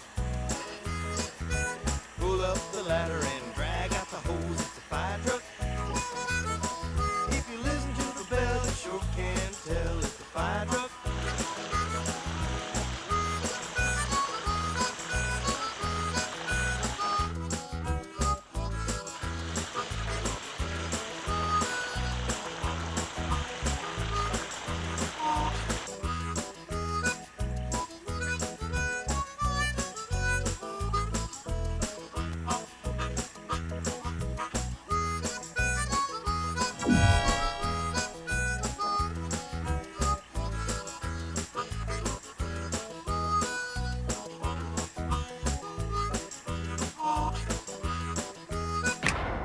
Boy, the life of a firefighter is exciting, but dangerous. You're right again, Matt, but there's more.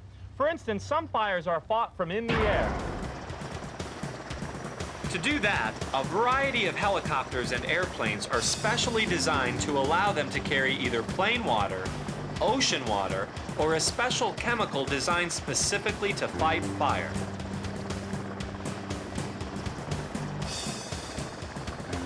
The aircraft then fly over the hot spots and drop their cargo directly on the fire.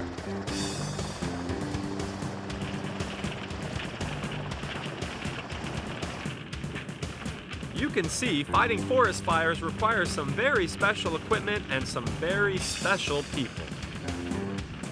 Let me introduce you to another friend of mine who's going to show you a special technique they use in fighting forest fires. Hi, my name is Wes Shook, and I work for the U.S. Forest Service, Los Padres National Forest. The airplane you see behind me is Tanker 27, which is a retardant-dropping aircraft. It's an old Orion P-3A Lockheed, used for anti-submarine warfare in the early years, and has been converted to a 3,000-gallon retardant airplane. And what it does is drop retardant on forest fires, and the retardant is red. It's made out of ammonia nitrate, which is some fertilizer.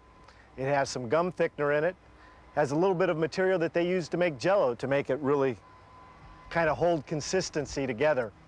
And then it's got the dye in it, and the dye is so that we can see where we've dropped the retardant from space to space. Speaking of airplanes, what happens if another airplane catches on fire? Do they send out another airplane to fight it? Not quite, Maya, but that's a good question. Since most airplanes are very big, the fire trucks they use to fight the fires have to be very big. In fact, they're some of the biggest fire trucks in the world and can cost up to $500,000 a piece. Well, why don't we take a look at this together? Okay, I'm going to tell you a little bit about the equipment that we use here at the airport. It's a lot different than what we find downtown in a building fire or a rescue down in the city. We have silver suits that we use. They reflect the heat. When it gets very, very hot, it'll reflect all of the heat. We have special helmets with a visor that actually has gold over the lens, and this reflects a lot of heat. We also have to wear gloves, protect our hands, because if our hands are injured, we can't work anymore. We also have to protect our lungs. We have to wear a mask with oxygen on the back, or compressed air, excuse me, and we wear this over our face, and that way we protect our lungs and we can go into a smoky atmosphere. On my shoulder here, this orange box, this is an item that we turn on when we're in a fire and in a situation that's dangerous enough that if we were to get hurt and fall down and not be able to get back up, if we don't move for about 45 seconds, this will automatically make a big, loud noise so that somebody knows that somebody has a problem. And that's primarily why we have this. We have a bottle here, and you notice there's a gauge down here. It tells us how much air is in there.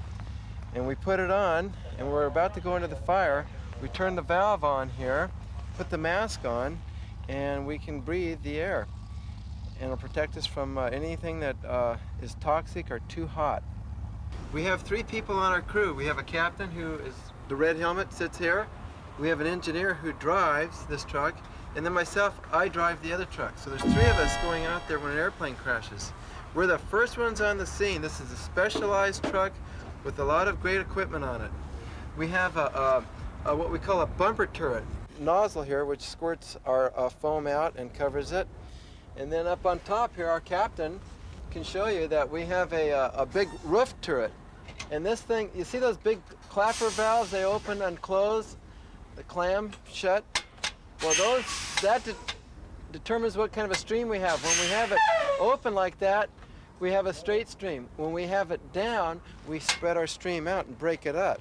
This thing here will shoot about 150 yards. Right here we have a compartment which contains a high pressure hose. Now we can, as well as squirting the foam out of the turret, the roof turret and the bumper turret, we can take this hose out and squirt foam. Here we are on the side of the truck. Each side is the same on this particular truck. We have hose connections here. We can take these little caps off and we'll connect our hose and we can add more hoses. 1, 2, oatmeal, 3, 4, oatmeal, oatmeal. Hose, 1, 2, 3, 4, oatmeal and a coffee. Shot, a lot of foam and water, so we have to fill the truck back up. And this is the area we do it. This is called a water fill.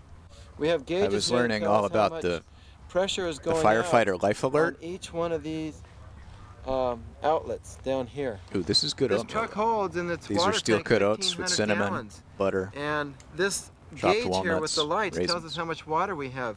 My name's Gary. I'm the engineer of this crash truck, and my job is to make sure the truck gets to the scene of the accident. We have switches on the dash that allow me to start the truck. It is an Almec staple, yes.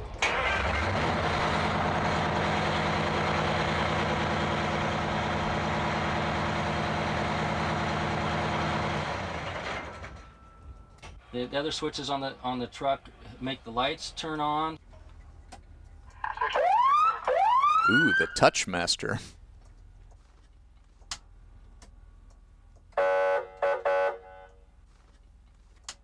And we have headsets because the trucks are real loud when they're going. So we can talk to the tower, we can talk to the Santa Barbara dispatch so we know where the incident is. We have some of the controls that you saw earlier on the outside that control the turrets where the water comes out and the foam for actually putting out the fires. This one's on the bumper, and this is the one that you saw up above that allows you to control it from inside. Okay, that's it for our little tour inside, and since I'm on duty, I have to put my helmet back on and we have to go to work. Thanks for joining me. Thank you guys for showing us your equipment and truck. So, if a plane catches fire, these trucks rush onto the field to put out the fire.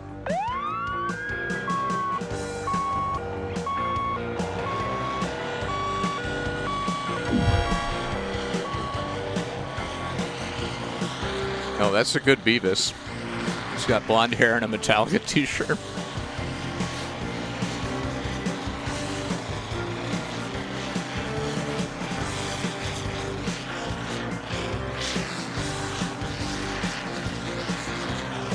Boy, those fire engines were big. I like the way they sprayed foam on the planes from the front of the fire truck. Well, if you like that, Maya, wait until you see this. A fire engine that floats on the water. Wow! They're called fireboats. Fireboats are What a made with genuine special reaction. equipment which allow them to pump water directly from available water sources. Ooh, this song is good. And very short. Stop! We were having fun. And what are we doing back here? Well, we're back here because you need to be home for dinner. And it's just about time. Did you guys enjoy yourselves? I had a blast. I never knew our fire department did so much for us. Now I know why they need all that neat equipment. That's right, Matt. We owe a lot to the men and women of our fire departments everywhere. They work hard to make our lives safer.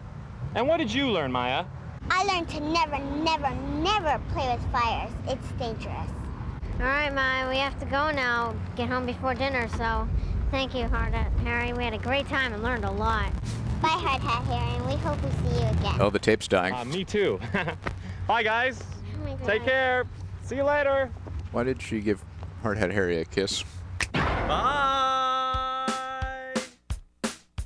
I didn't get the impression they were that close. 1, 2, 5, truck, 3, 4. Oh, hell yeah. All right. All right. Good, good, good, good, good. We're getting this. Don't worry. We're getting it.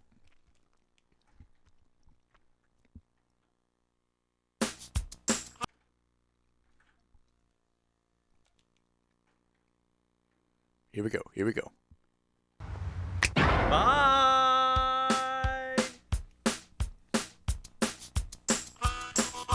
1, 2, 5 truck. 3, 4, 5 truck. 1, 2, 3, 4, 5 truck. Jump on board and away she goes. It's a fire truck. Pull up the ladder and drag out the hose. It's a fire truck. If you listen to the bell, then you sure can't tell it's a fire truck. A 1, 2, 3 alarm, 4, 5, 6 alarm, 1, 2, 3, 4, 5 alarm. They're coming down the road, better move out the way. It's a fire alarm. They gotta drive fast so they can save the day. It's a fire alarm. If you listen to the bell, you sure can tell it's a fire alarm. A 1, 2, 5 fighters, 3, 4, 5 fighters, 1, 2, 3, 4, 5 fighters. In a fire truck, in a fire boat, firefighters. Flying through the air or running through the smoke, firefighters. And if you ever been saved, then you know they're brave firefighters. In a 1, 2, 5 truck, 3, 4, 5 truck, 1, 2, 3, 4, 5 truck. Jump on board and away she goes. It's a fire truck. Pull up the ladder and drag out the hose. It's a fire truck. If you listen to the bell, you sure I assume Anthony Paul is Aaron Paul's older brother. 1, 2, 5 truck, 3, 4, 5 truck, 1, 2, 3, 4, 5 truck. Jump on board and away she goes. It's a fire truck. Pull up the ladder and drag out the hose. It's a fire truck. If you listen to the bell, you sure can tell it's a fire truck.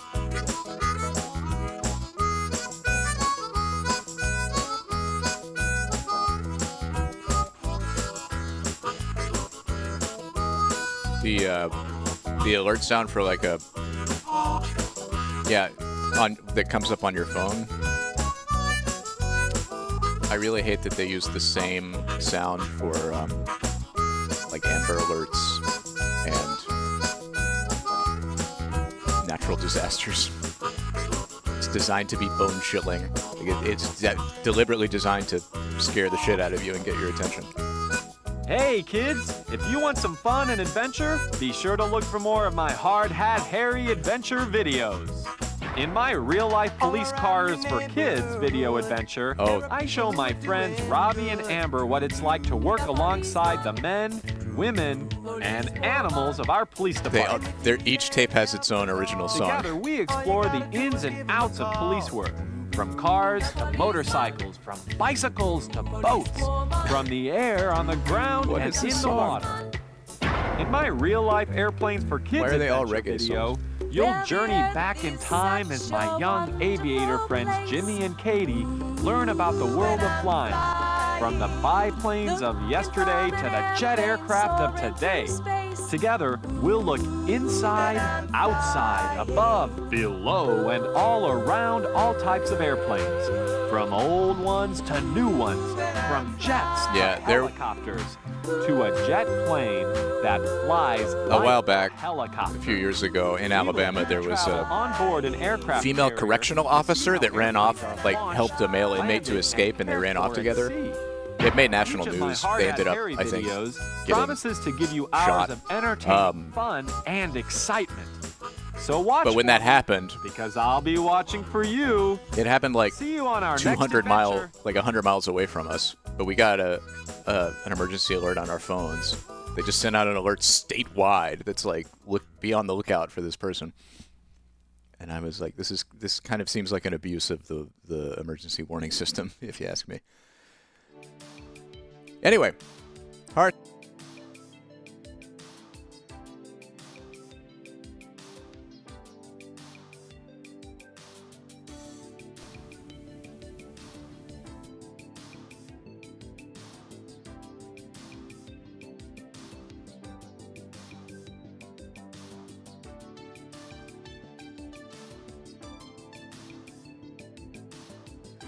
Sorry, I hit the wrong button.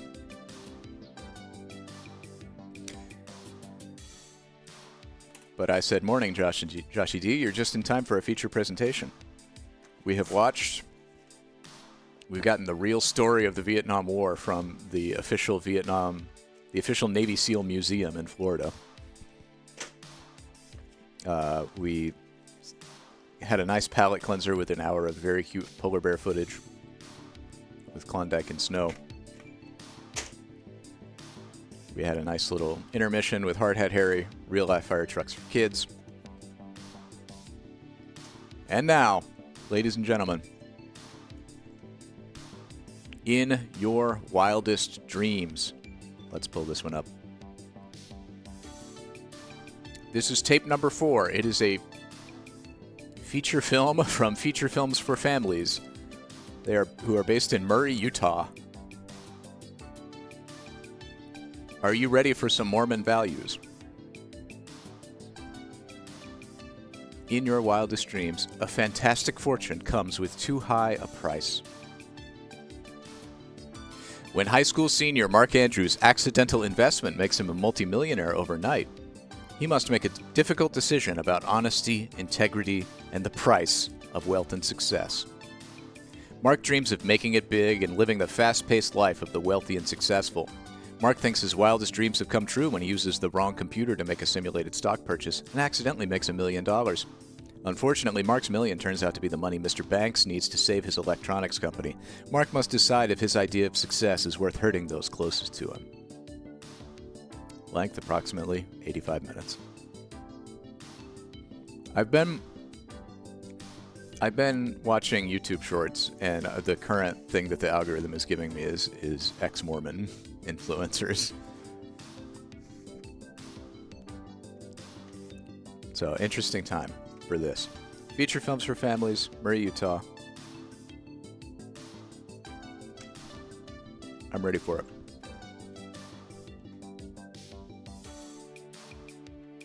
Question is, are you ready for it?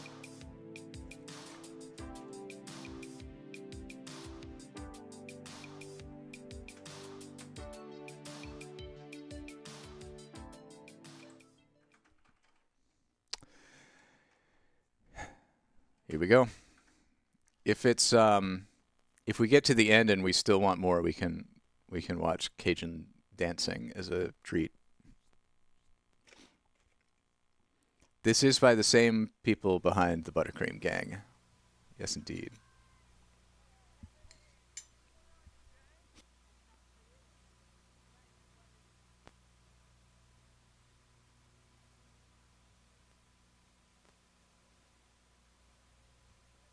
Ooh, exclusive.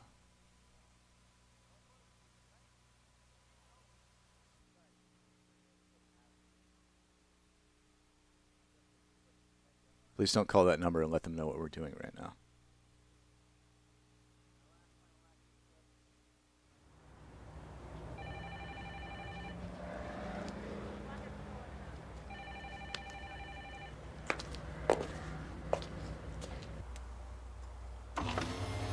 This is some 90s luxury. Barbara, you want to ride?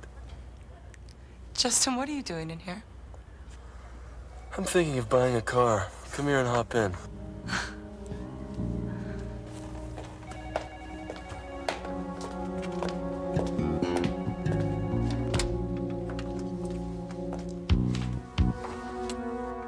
So what do you think? I think you're crazy. You can't afford a car like this, Justin. You can't even pay your taxes. That was yesterday. This is today. Where did you get all of that? I bought a few shares of AgTech last week and then I sold it. This is my reward. And you already knew about their merger before you bought the stock. Of course. Insider trading. That's what The made it a greatest sure sin thing. of all. Sure thing like that, Justin, can put you in prison. Only if I'm caught. And I'm too smart to get caught. Well, at least you can pay your taxes with that. I'm too smart. I'm just flashing No. a briefcase full of No, I cash think in I'll buy the public car. and buying things I'll that pay I my clearly taxes can't with the afford on next sure paper. thing. I need your help. Now I know you're crazy. Okay. Who's the next sure thing? Banks Electronics. The millions we can make on this deal will make this look like spare change.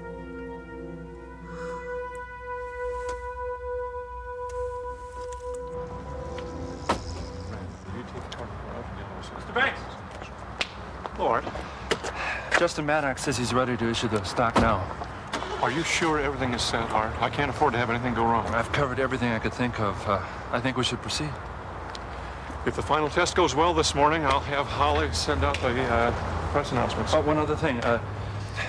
Maddox says he wants you to put 100,000 shares of your own stock on the market now. He says it'll help if people can start buying.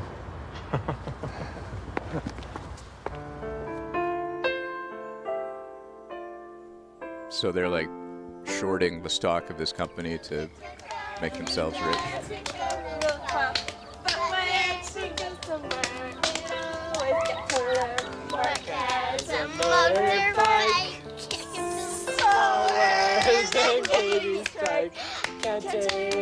Do we really need sad piano music behind every goddamn moment of this story? They wait and see all of the Ferrari. And when the tires all of the heads will turn. Oh, Holly, we gotta get Katie to your dad's lab. Come on, little sis, let's go. We're in a hurry. Come on. I'm nervous, Trevor. We're out of money. If this test doesn't work, we'll be broke. We'll know soon. You'll see what the robot Are they building the mechs from RoboCop? Visual sensors. What's happening? Good morning, Dr. Brown. Rough night? Ah, that's better. Wow, Mr. Banks, BMW. I must be doing well.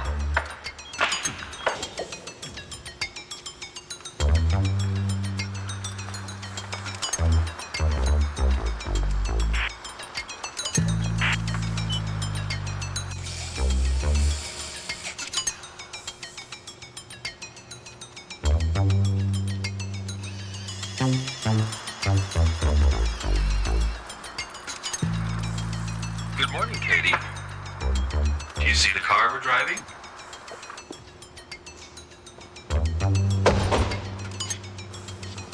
I think it is. Yeah, the robot's supposed to be able to drive a car. Drive carefully, Katie.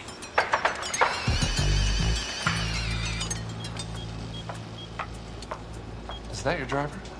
You're using Mark's little sister to drive the car? It was my daughter Holly's idea. Huh? Holly really seems to like Mark. Is it getting serious? I like him a lot too, Art. I think he has a lot of potential. I'd say that sounds pretty serious. All right, Katie. You know what to do? Start the engine. So it's a robot that can drive a car, but it has to be commanded by a child.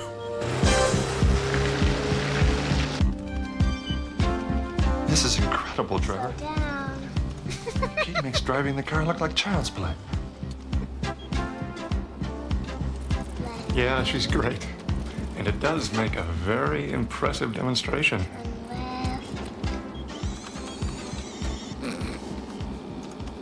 Back right. Tell me more about the liability of this scenario. Like, what happens if the robot car kills someone? Is the child held liable for that? Is the child charged with manslaughter? He's a great driver, Art. Never impatient, never breaks a law.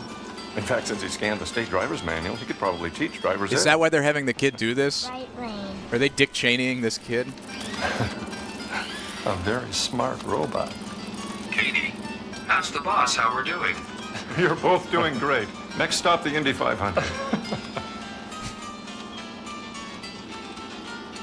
Next exit. I think we're ready. We're about to put Banks Electronics in the history books. Katie, you can bring the car back in now. Okay. Stop. Go back where you came. Kick it into reverse and just I'm beginning go to see what this will do backwards to the the whole way. value of our stock.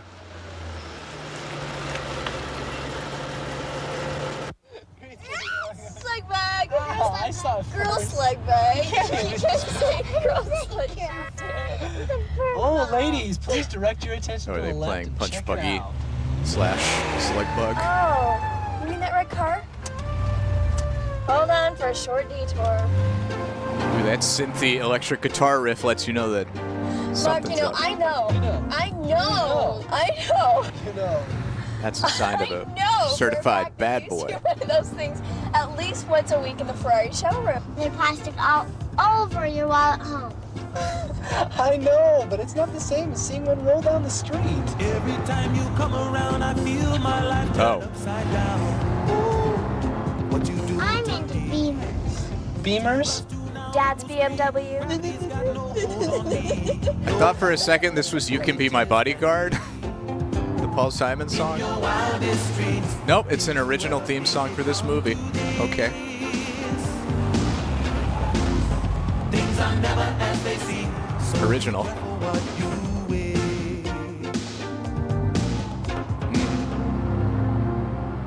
They all want prosperity, but I prefer. It's like the exact same song. I don't need it now. Then you came and tempted me. Is it to be or not to? Aren't you tired of following that Ferrari yet? Just a few more minutes. In your wildest dreams, did you ever think it'd come to this? I don't think he wants you following him. Things are never as they seem. So be careful. Whew, thank God I am safe.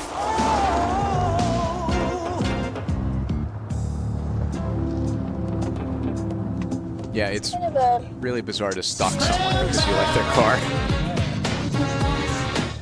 Well, if he isn't, he's gonna be. Thank you to whichever one of you. Oh, Private Butter. Thank you, Private Butter. I think this would be a good place to give up the chase, eh, Mr. Bond? So weird. I mean, he just vaporized. How could he just pull away from my car like that? Your car? Your car? This is my car, and I think the plan was to go eat, not to go Ferrari hunting. No, don't say anything else. By all means, eating before dreams. But you wait. I'd be glad to. I'll buy lunch. So is that the same girl that drove the robot? And it's her dad that runs the company? Okay, yeah, and they were mentioning that it was... No, the older girl is his daughter, because he was talking about it being her idea and how she was getting close to protagonist boy with eyebrows.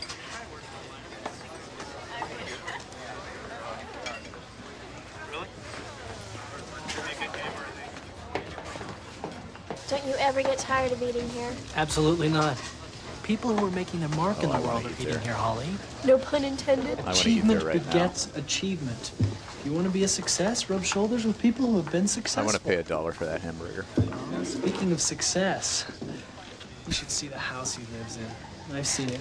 Only 4 years ahead of us in school, and already he's making over $200 grand a year. And at whose expense? Why are you always so hard on the poor guy? Because Justin Maddox is a snake. He's always been nice to me. Well, he's nice to everyone who doesn't have their backs turned to him. Yeah, he is kind of a stalker, isn't he? Like Jonathan Dickinson. Hmm? The first president of Princeton University. Now we... What does this guy do? In your direction. I like Princeton. Well, I know you do. You and my dad. Any day now, right? On your Princeton application? Yeah, any day now. Dear Mr. Andrews, thank you for your interest in Princeton. We regret to inform you, Princeton only considers freshmen with 4.0 grade point averages or better. And what makes you think they go just by grade points? Well, hey, don't get me wrong. I'd love to go to Princeton. Marky, add up these numbers, would ya? All right. See, this is what our lunch cost, which was $12.45. This is how much money you gave him. $20. $12.45 for 4 this is people how to much eat. change we got back. Hamburgers. $7.55. Sodas. Jackpot. Fries. What? He gave me back $10.65. Let me see the change. I counted it already. This is establishing that the main character knows how to count money. That's an important part of the plot.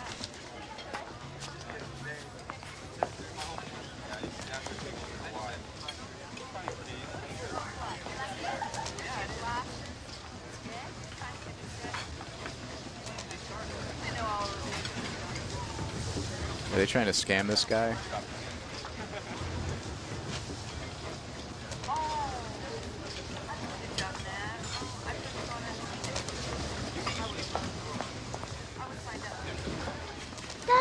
embarrassing. He thought I stole.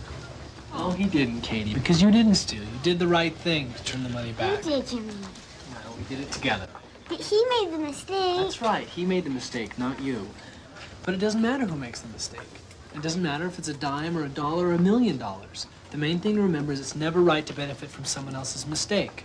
You gave the money back, and I'm very proud of you. Thanks.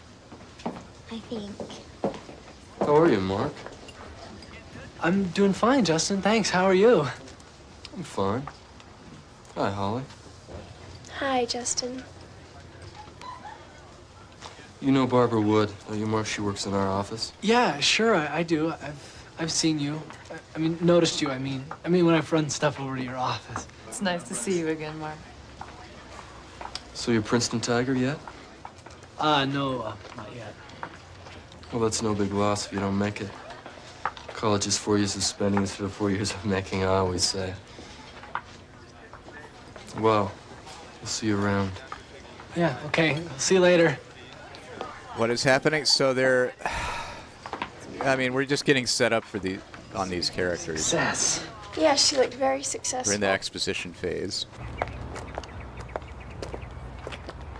We're seeing how protagonist boy knows and looks up to rich boy from the intro. I can't believe you, Justin. What are you talking about? Holly Banks? What about her? You're on your way to meet that man from her father's company so you can cheat him out of millions of dollars. You're talking to her and you're smiling at her, trying to make points with her? You're jealous. No. I just can't believe how cold you can be sometimes. God, I love that Practice. blazer she's got on. Practice. Practice. Come on, get in. I'll take you to the office on the way there. Necktie, the shoulder pads.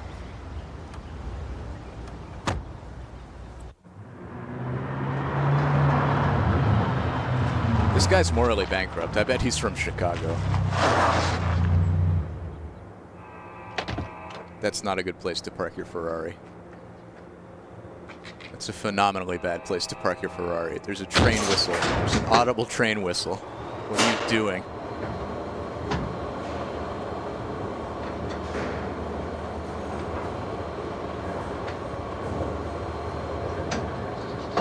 Now he's the Terminator.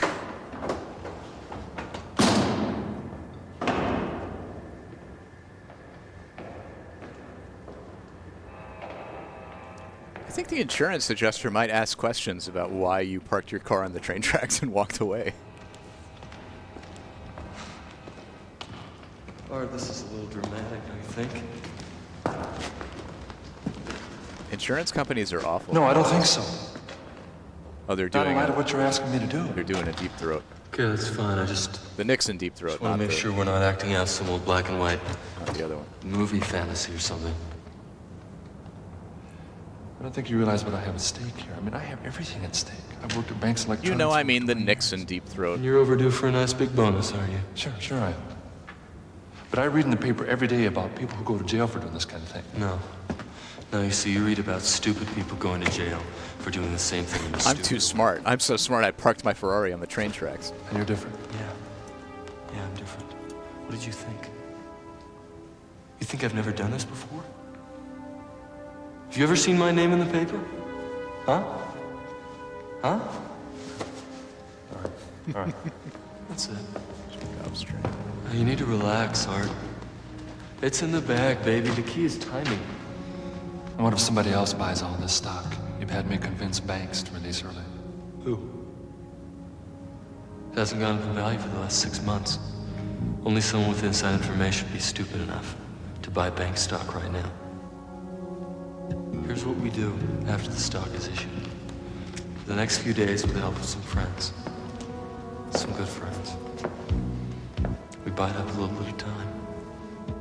And by the time you make the announcement next Friday, we'll have all the stock we need. Well, that looks suspicious. Sure it will. You tell me where they're going to start looking.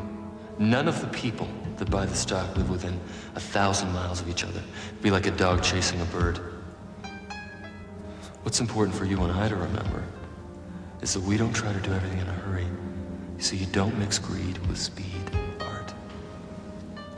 It's exactly what's kept me out of trouble. I guess I just needed a little reassurance. Sure you did. Now, as much as I'm enjoying our little chat in these elegant surroundings, I have things to do.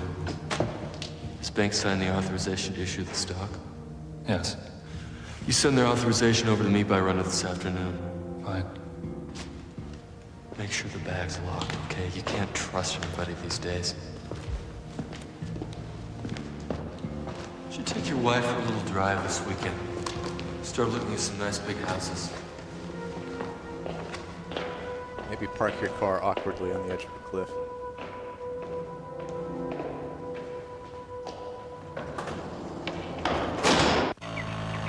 Riding the freight elevator up to your secret meetings seems very silly.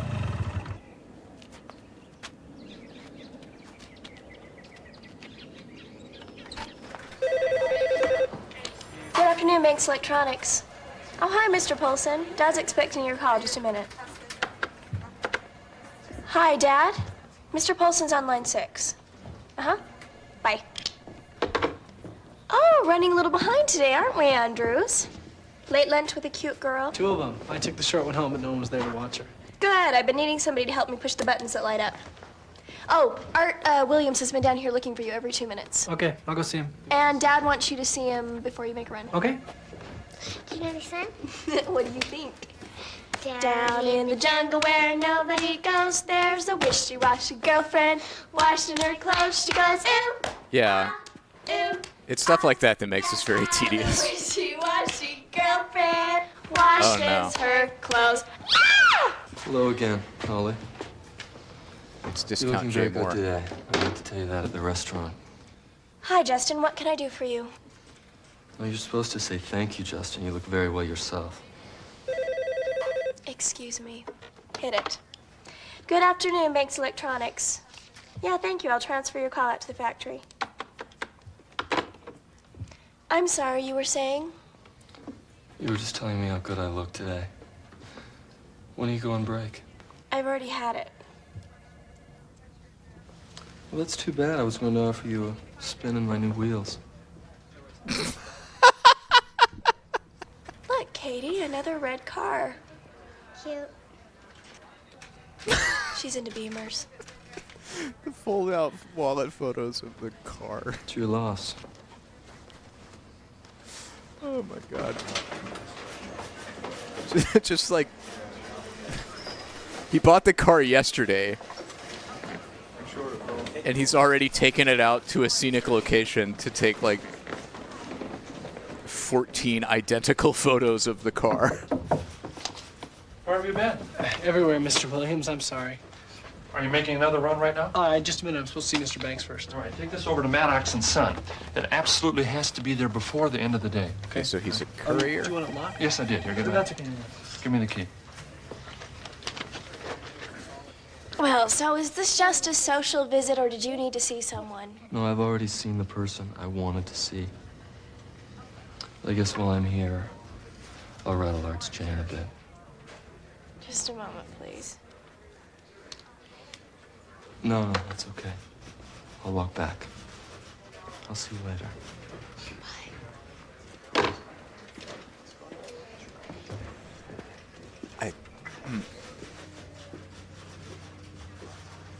It isn't the route most people are taking, but that doesn't mean it isn't better. I'm waiting for the plot. A lot of college grads out there without jobs.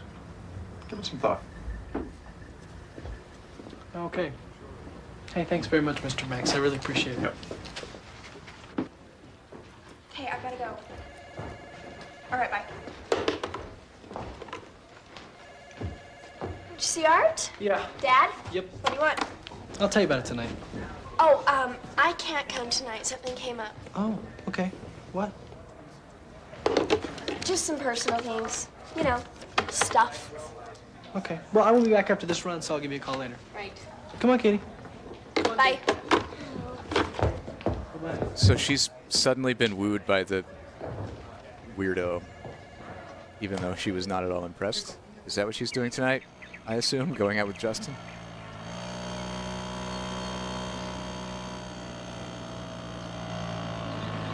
Mamma mia, 2 in one day. Must be a sign. Me and Holly aren't impressed, you know. Boy, do I know.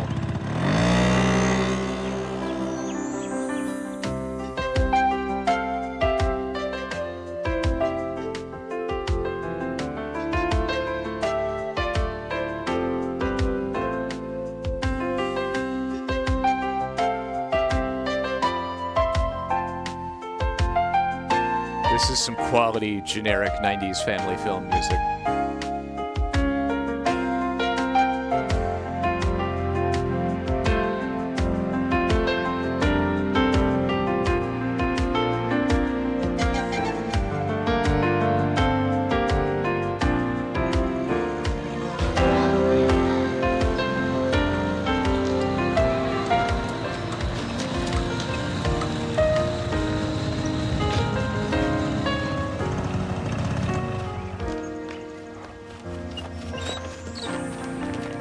The little girl, his sister, I guess.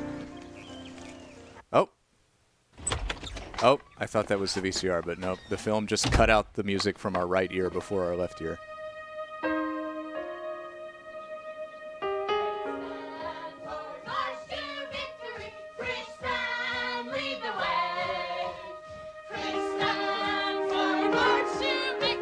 Hey, Pete, Mark, you've been accepted!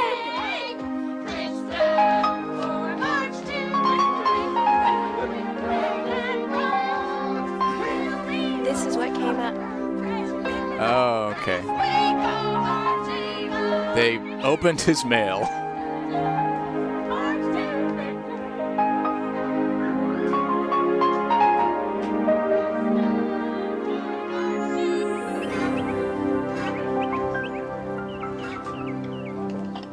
What did my dad want to see you for today? Finally got yourself fired, huh, kid? Well, no, just the opposite, in fact. He gave you a raise? Well, sorta. He offered me a different kind of job, an executive training position. Mark, that's fantastic. Yeah, I thought so too. He wants me to start right after graduation.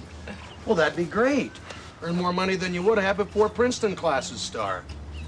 Well, actually, Dad, I would work for Mr. Banks during the day and then take night classes here at the community college. He said all the classes would be paid for. It's a part of the training. But son, we've sunk a fortune into Well, you these must have told him Princeton no, then. sweatshirts. Well, no, I didn't. I didn't know about all this. I never thought I'd be accepted. Well, now you know. Well, yeah, Dad, but it's a lot of money. Well, look at it this way. It's 4 years of spending instead of 4 years of making. That's the whole reason for going to Princeton in the first place. That's one reason. Probably the last. But getting a job has got to be right up there. Going to college is no guarantee of getting a job. There are a lot of college grads who don't have work. You show me one graduate of the Woodrow Wilson School of International and Public Affairs at Princeton that doesn't have a job. That's a mouthful. Well, okay, there probably aren't any. But that's just one reason. There are other reasons, too. I mean, besides the money. And those are? There's Holly, for starters. Me? Me? Well, yeah. I mean, 4 years is a long time away. Maybe too long. Okay. I guess I see where you're coming from. Uniplicity? Oh, God. You're worried about what's going to happen to me while you're gone. What am I going to do? Get married? Don't answer that. Will you just eat your cake? This is a Mormon-produced film. Mark, this is 10 Have you years ever heard of ago an we're talking unmarried about here. 21-year-old Mormon woman? Excuse me. I think it's time to go. No, don't go. I've got a lot of homework to do still. I'll see you tomorrow. Bye. Bye. Well, I don't know what to tell you, Mark. I guess the decision has to be yours. But you're holding in your hand a letter from Princeton University. Do you know what that means? Can't tell the characters apart because they're all wearing the same Princeton outfit. Good. Good. Let's do it then. Let's talk more too, huh? Let's do it. Mr. Andrews. Can I call you George? No. Is that the dad? The dad works for the I know how IRS. patient you've been. God, the plot thickens. Much more than you needed to be. But I'm finally coming in here with good news. I am going to take care of this tax assessment in full in 2 weeks. After I commit some I'm sorry, securities but fraud. that's not good news. When you came into my office today, you were supposed to have a check in your hand. Yes, I know. But I thought if I took care of it in 2 weeks, in full, it would be much better than taking care of it piecemeal. How old are you, Mr. Maddox? 23. 23. That's impressive. Done pretty well for yourself, huh? I guess so. No, you know so. Am I right? Yeah, I suppose so. I have a real problem with people like you. It's not because you make a lot of money. It's because you don't think the rules apply to you. I think you think this process can go on forever. If you're not in here in 1 week with full payment, I'll start proceedings to seize your personal property and your assets. And we'll start with that nice red Ferrari.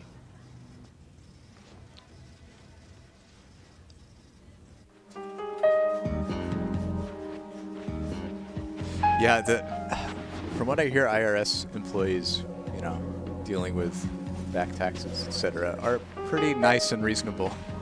What are you doing here? Relax. There's a new wrinkle I didn't want to tell you about over the phone. I need you to arrange for the announcement to be moved up to Wednesday. Wednesday? Don't explain the problems it causes, just do it. So what happened with don't mix greed with speed? For every great plan, there must also be a great alternative, Art.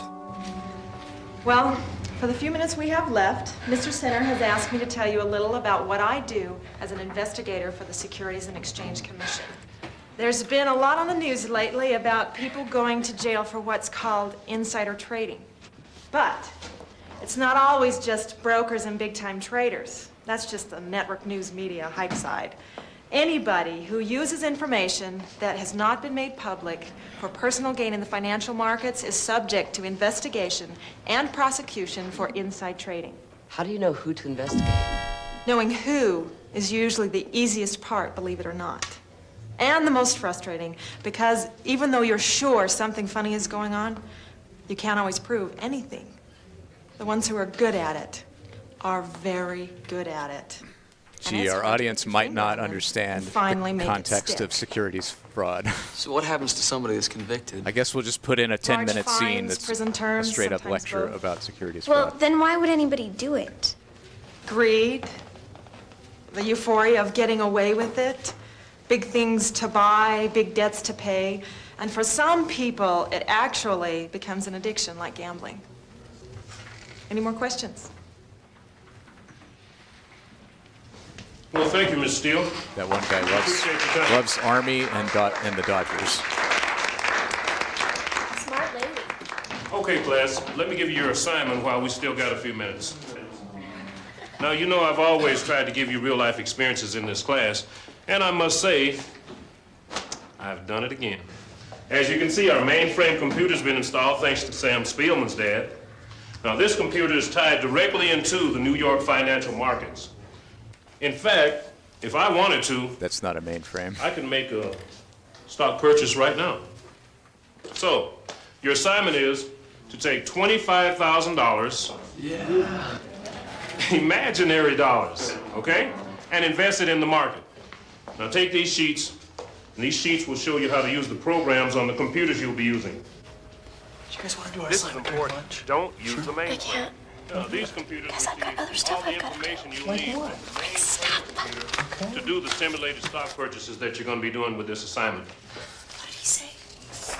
I want you to be imaginative and creative because obviously the person that makes the most money with their stock purchases is going to get the better grade, okay? So have fun with this because you're not actually going to be making stock purchases. So they're doing the stock market game. Did you guys do May I the help stock you? market game in Ms. Steele from the middle SEC school? to see Justin Maddox. I remember not being very good at it because I was like 13. What did I know about picking stocks?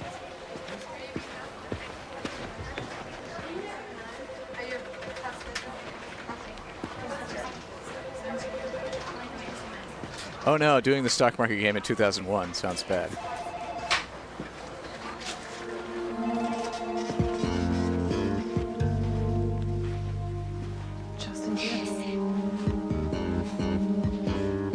Oh boy, if you want to participate in this entirely random prediction. What? Bella is running the numbers Do you have game any idea in where the Golden VCR. $500,000 from the Miller account has gone? Yes, I know where the $500,000 from the Miller account has gone. And I'm the one who's going to worry about it, okay? Would you like to come with me? I think there's something you might like to see. Why? Where does this guy work? Who gave him a job with access to this much financial power? Look who's here. Well, if it isn't the lovely Miss Steele. Making her little courtesy calls and asking her little questions. Being a little snoop, you mean?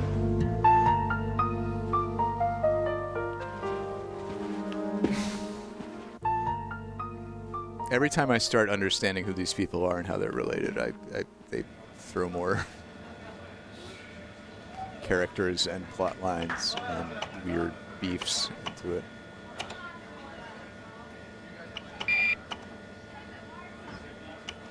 Mr. Spielman, your access code has been accepted. You may proceed. Of course computers spoke to you and What are you using that one for? Doesn't know how to use this one. Plus, if we hurry and use this one, we can still get lunch. Sounds good to me. What's that beeping sound for? That means we're ready. Great. So, what are you gonna buy? What do you think?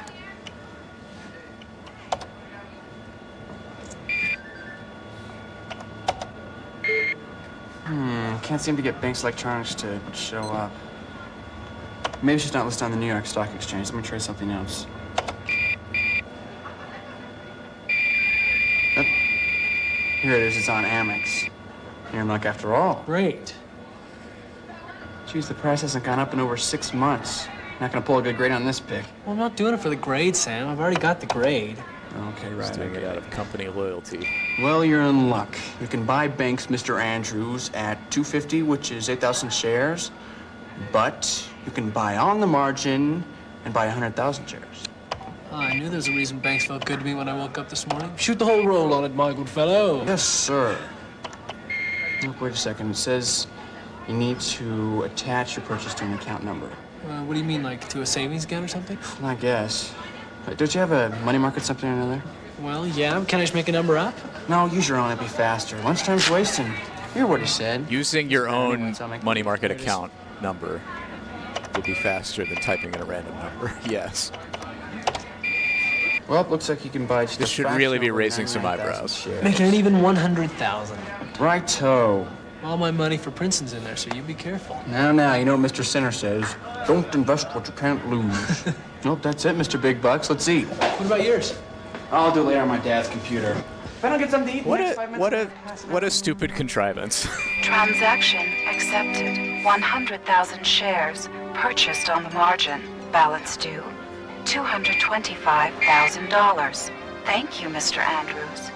Transaction complete. They put a computer next to the stock market game computers that's actually connected to the stock I don't know what you exchange. think you're trying to pull here, mister. Justin? You think you can pull a fast one on me? Well, let me tell you something, pal. I've had bigger and smarter sharks try to chew me up, and they've all ended up in the soup line. Do you understand me? What are you talking about? I'm talking about the 100,000 shares of bank stock you bought less than 1 hour ago. I don't know what you're talking about. Justin, I haven't bought 100,000 shares of Banks. What would I buy it with? Yes, this is in your wildest dreams from feature films Justin? for families. You better not be yanking my leg, Art.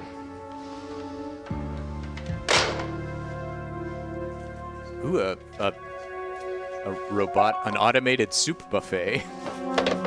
That sounds like a great idea.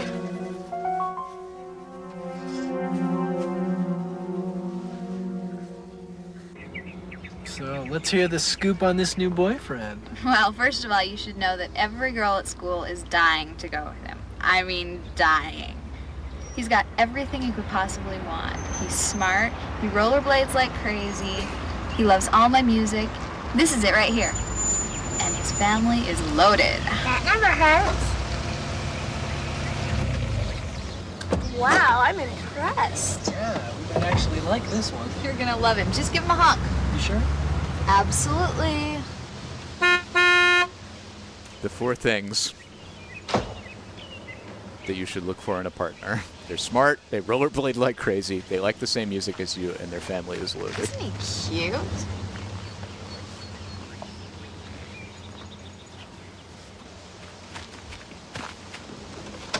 This is Enzo. Hi, Enzo. How you doing?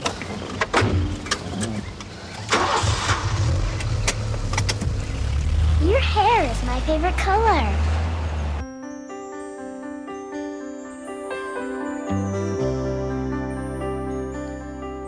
Is this an instrumental? Try to No. Yes. imagine the morning sun without you by my side. But the gentle mist of the coming dawn seems like tears in your sweet eyes. And when rainbows appear and you're not near, the colors wash away. And my world without you would be black and white. I love this song so much. I imagine myself It's a duet. in the warm sun or rain without you next to me. But as I look outside through the clouded pane, you're the only thing I see. If the setting sun casts its light on one, the colors fade away, and my world without you would be black and white. And my world without you would be black and white. Let's flare. You're not gonna kiss, are you? Who's your friend? His name's Norman. How you doing, Norm? It's Norman. Sorry. You're not gonna catch us kissing.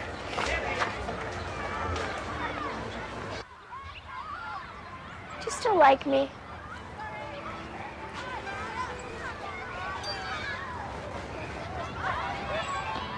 That's an extremely pregnant pause. Here at the jungle gym with you, aren't I? I'm serious. Yes, I like you a lot. In the most chaste way possible. Do you think I'm pushy? Don't hit me. Well, then answer. Okay. I'm sorry. I guess I don't understand why you're asking me these questions. These aren't, I mean, like, these what do are you mean, produced by Feature Films for Families, strengthening traditional Well, values through entertainment. my dad always Murray, says- Utah. I know what I want, and I usually get They're it. not overtly Mormon, though. I Like, think they're he's right attempting there. to appeal to a broad I'm audience. pushy then. Yeah, I guess. But in a good way. I mean, I like it. I mean, they are overtly Why? Mormon, but not, like, Because it makes explicitly me feel good. so. And it helps me get what I want, too. What do you want? Besides you mean? Yeah, besides me. You want to know whether I want to go to Princeton because I want to go, or I want to go because my parents and you want me to go, right? Is that obvious, huh? You have a big P printed on your forehead. You know, when I was about 8 years old, I read this book about Albert Einstein, and he taught at Princeton. God. So I always wanted to go there. He was my hero, and I told my mom and dad I wanted to go, and they said, okay, we'll help you get there. It was always my idea, something I always wanted to do. Everyone else just helped me get there, including you. The bowl cut mullet is a lot from the side. And what about the offer my dad made you? Well, your dad never went to college, and look where he is. Yeah, but when I told him about Princeton accepting you, he said The if he were you, cinematography. he would think long and hard about giving something like that up. Your dad said that? Yep. I guess that just leaves you then. Yeah. And I don't get that part. Well, think about it. I mean, I'd go away to Princeton and you'd go somewhere else. So what'll happen?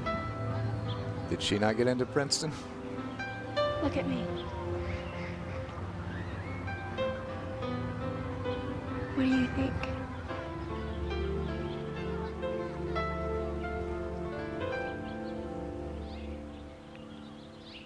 Chaste kiss. You guys are really boring. Breeding and sprouting. Yeah, why aren't they both just going to BYU? Then they wouldn't have this problem. Decisions to make. All right, you guys, let's get serious. Allie's assignment is how I would spend $1 million. Read the list. Swing set, stereo, pearl earrings, St. Bernard dog, houseboat, mink coat. Imitation mink. Imitation mink, right, good for you. Road bike, mountain bike, new carpet, church homeless shelter, station wagon, lawnmower, record store. Something? Shoot. Contact lenses for Norman. Contact lenses for Norman and a bowling alley. Oh, okay, not bad. Pretty easy to tell we're not high rollers. Is this a Well, game? not all of us are used to thinking big, you know. You mean like me? Are they just Exactly. listing we all have to things? share an order of fries when we go to McDonald's for crying out loud. What? Oh, sorry. What's bothering Dad? He's been on and off the phone for an hour. I don't know yet. Something from work, I think. His job, you mean? No, it's something else. Okay, so what about you? Well, what about me? Well, you didn't say anything you wanted. Well, I'm saving the best for last. As some of you may know, I've had my eye on a certain make of foreign car. So I'll admit the first thing I'd do is buy the Ferrari. Then I'd go for a little drive. Where? New Jersey. New Jersey? Yeah, they have a little town there called Princeton, and they have a pretty good school, so I'd probably hang out there for about 4 years. Dad is wearing Yeah. Ohio I'd State go to shirt. Disneyland. Protest. You've been thinking, huh? Me? Thinking? No, of course not. So what about you, Dad? BMW motorcycle? I don't know. I think I'd look pretty good on a BMW. Yes. Mark. Sam. Oh, Holly. Oh, no, I don't think she's gonna make it. Princeton. What are you standing out there for? I was telling my dad about our stock assignments. We got a problem.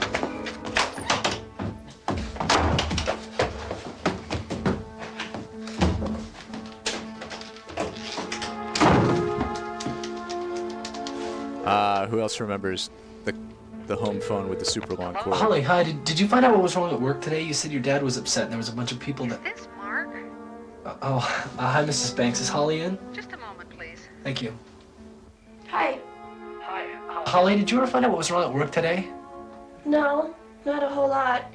Except for Dad said trading on bank stock Ooh, has they been got a suspended. cordless. Suspended? Yeah, stopped. Right, what does that mean? Well, it means that the stock can't be bought or sold. People who want to buy it can't, and those who already have it can't He sell does look like Alex it. Whole Jones. business. I can see yeah. Mark, I can see the hybrid you were talking about. why are you asking me all this? I just wondered. Gotta go.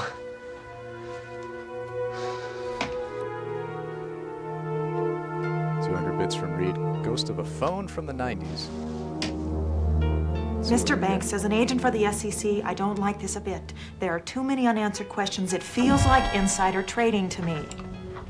Well, I see your viewpoint. It's not And I don't connected blame you to a bit. anything. But I still want the suspension lifted.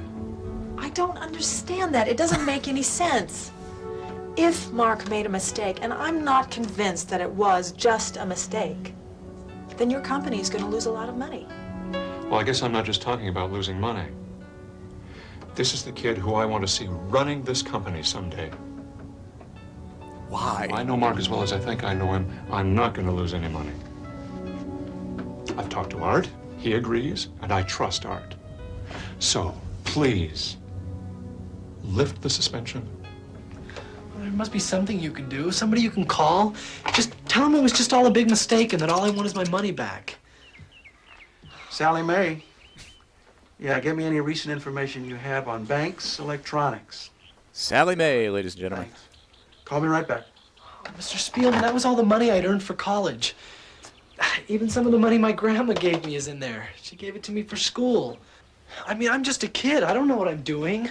I shouldn't even be allowed to buy stocks. Well, I don't know what to do, though. I mean, there's nothing I can do.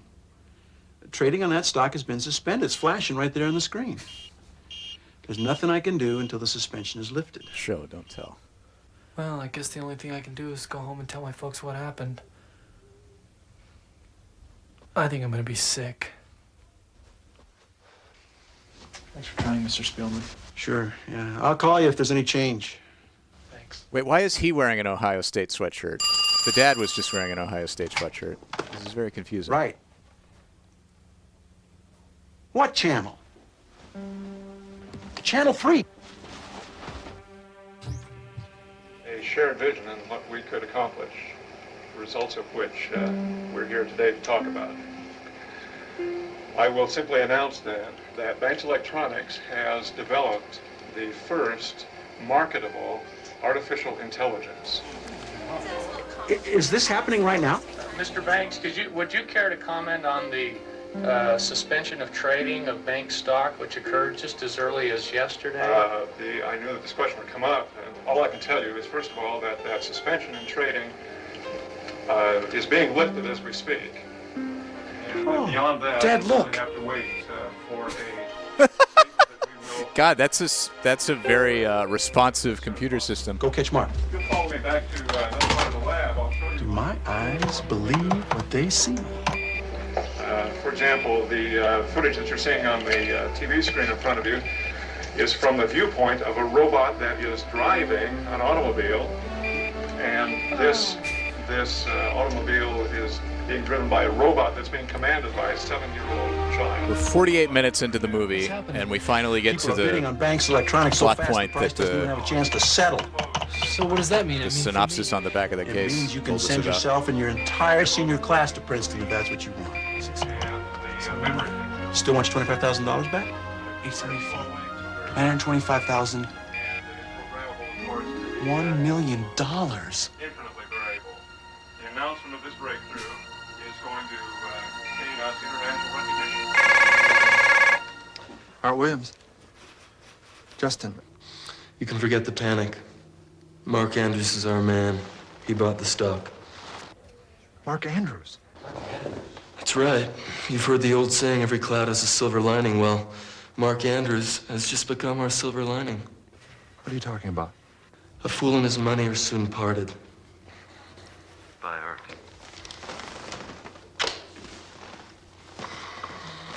Oh, comically evil finance villain. Here, come on. Who's too dopey and unintimidating to be an effective villain. What is this, a school assignment? Well, sure, you could say that. Hey, no. Sit down. Okay, it's much better.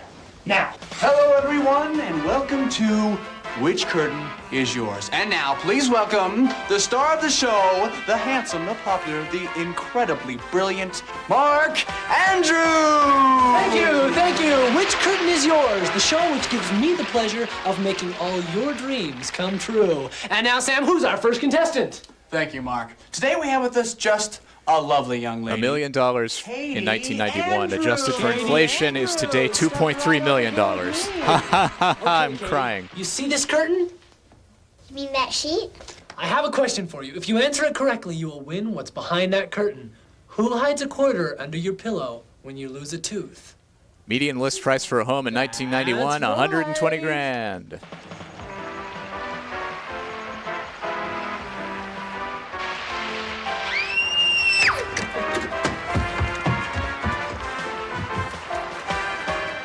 Wait, there's more. Mark, what Now, in the world audience, is you'll going get your on? turn. You'll get your turn. All right, Sam, who will be our next contestant? Ladies and gentlemen, from Biscayne Beach, Allie Andrews! Okay, Allie, for curtain number 2. This is pretty deranged. For the last 4 weeks, a new rock group, Flea Bitten Plague, has had a song on the charts which is making a strong bid to become number 1. What is that song? This is so dumb. That's right! Okay, Sam. Hooray, Okay, consumerism. now, all the way This from this boy has Fresno, lost his mind. Helen Andrews! Hey, come on down! Thank you, I think. I watch your show all the time. Okay, let's not overdo it. All right. Now, behind this curtain is something you've dreamed of having for a long, long time. Here's the question. What president to avoid assassination was actually slipped into I'm sorry, the punk song. of secrecy? Abraham Lincoln? I gotta pay closer attention to the punk song. I heard, I hold it to the left and I hold it to the right. California, Helen Andrews! Hey, come on down! Thank you, I think. I watch your show all the time. Okay, let's not overdo it. All right. Now, behind this curtain is something you've dreamed of having for a long, long time. Here's the question. What president, to avoid assassination, was actually slipped into the Capitol under the cloak of secrecy? Abraham Lincoln? That's right! Oh! Is it imitation? Yes! Mark, I think it's time we all had an And now for our final contestant from right here in Cleveland, Ohio, let's give a big welcome to Mr. George Andrews! Very serious. Well, that's good, George Andrews, because a lot is riding Will on you this. shut that thing off? Now, would you please give me an explanation on why you're doing all this? Is this some type of school assignment? Because if it is, I've got a few It's choices. not a school assignment. Well, what then? Oh, it's the BMW motorcycle that the dad always... Oh, that's what that scene earlier where they were just, for some reason, listing the things they would buy if they were rich was foreshadowing this. No, Sam, wait!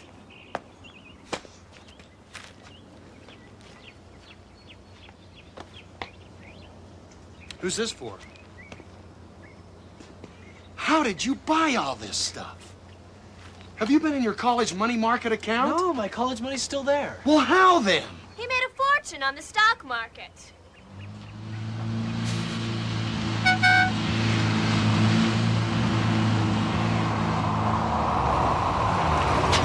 I'm gonna wreck the undercarriage of that Ferrari boy. Am I too soon?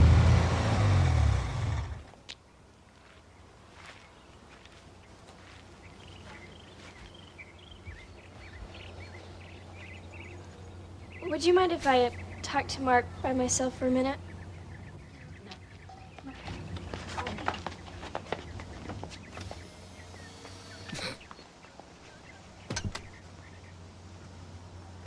Mark, got ahead. Everyone loves Ohio State. What's wrong? He is being Holly, what's absurdly wrong? irresponsible Well, I with gotta his tell newfound ya. wealth. I never expected to find all this when I got here. Does this mean you sold the stock? No, just some of it. In 1991, the Ferrari Testarossa cost $181,000. Because I thought you'd get a kick out of it. Had he allowed that money to compound How and lucky grow can you at get? like, I don't know, 4% a year, Mr. Spillman, he instead of buying a swore goddamn all you Ferrari wanted with was it. your money back. Well, I know, but that was before I found out I'd earned all this money. I think lucky was the word you used. Mark, you didn't actually mean to make a stock purchase. This all happened because you used the wrong computer at school. You don't have this money because you earned it. It's just like the scene 10 minutes into the Okay, movie fine, where you right. gave the change back to the burger The man. way I see it, as long as the mistake has been made, I might as well make the most out of it. And what about my dad's company? What about it? He needs the money that stock would have raised. Have you talked to him? Yes. What did he say? He said, well, that's the breaks. He got lucky and that's all there is to it. Well, then what's your problem? He's making it sound like everything's fine, and I don't think it's that simple. Why? Because something isn't right about all this. I mean, look how it happened. Doesn't it seem funny to you at all? Why the early press conference to announce the computer chip? Why was the suspension lifted just like that?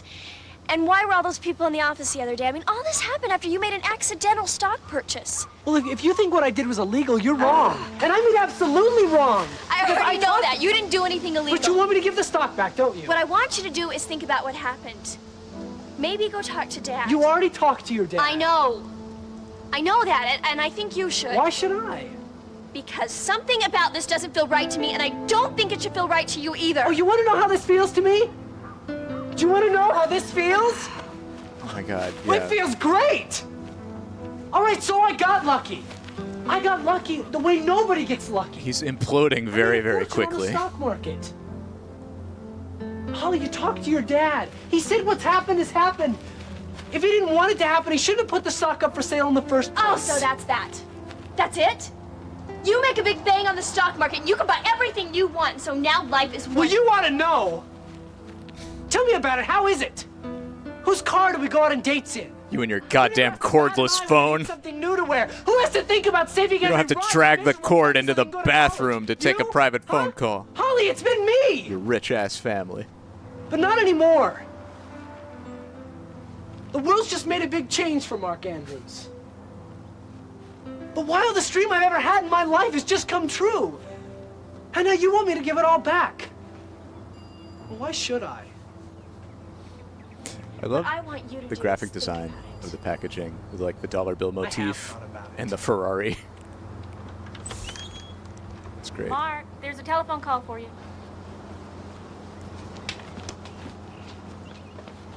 Did he just throw his coat on the ground?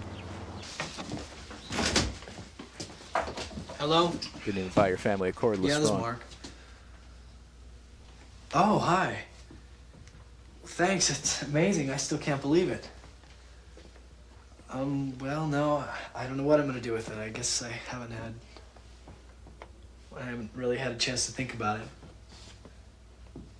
Mm-hmm. Uh-huh. Okay, sure. It never hurts to talk.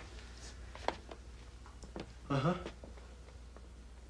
Okay, well, thanks for calling. Uh-huh, bye-bye. That was Justin Maddox. He wants to get together and talk about some investment ideas. Maybe even tonight. 200 bits from Reed. Ghost of a Ferrari on This travels fire. fast. Holly! Holly! Bitchin'. Holly! This kid's such an Go idiot. ahead and leave! Excuse me, I forgot! You know what you want and you always get it! Sorry to disappoint you!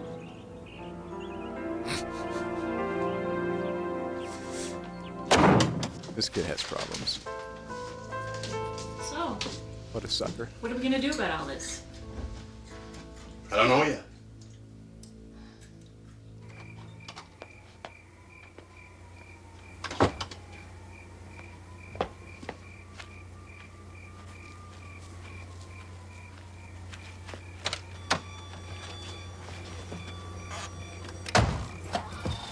There was a car bomb in the Ferrari. It exploded. Everyone died. End of movie.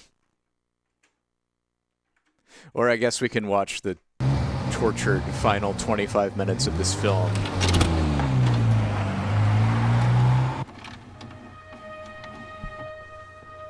Where they set up the moral dilemma and the tension of, oh, thank you. Tech Absol with 100 bits for the Buy Alex a Ferrari fund. Thank you so much. We're well on our way. Is he gonna get fleeced by Justin, or is he gonna do the right thing for some reason and give the money to the guy who owns the company? I wonder. Oh my God, rear projection TV by the pool. This is so stupid.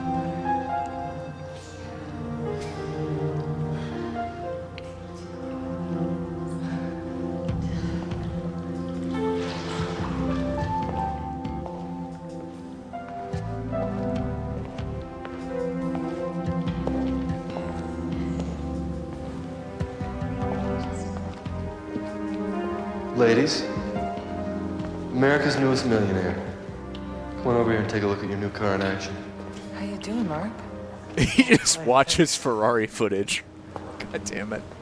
Oh, Mark, this is Sheila Ashton. She's an investment banker in the city. We decided to deformalize the meeting a bit. You want to borrow a suit? Oh, no, that's okay. Have a seat. How does it feel to be a millionaire? Justin has a Ferrari fetish. Well, I'm not so It's sure all yet. Ferraris all the time. I think I could get used to it. Yeah, I know what you mean. Also, he's not a millionaire anymore because he bought a $180,000 car in addition to a bunch of other shit. Well, first of all, you take the $25,000 you invested, and you pay $225,000 to cover the margin. Then you take your brokerage fees on buying and selling, probably $25,000. Then there's my favorite. What about capital gains I'm tax? sure your dad won't let you forget Uncle Sam. I figure federal, state, and local taxes, well, they'll run you about $500,000. After buying the car and the presents, I figure you'll make less than $100,000. That's why I brought you here. think you and I need to do a little brainstorming. The poetic imagery of footage of semi-trucks driving toward them.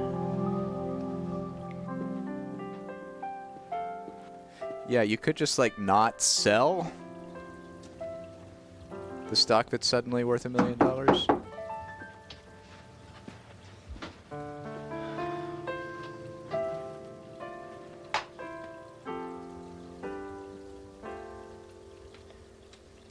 You could sell it and buy What's $1 up, million Brian? worth of shares in an ETF. Oh, nothing. I was just It would grow consistently. stopping by.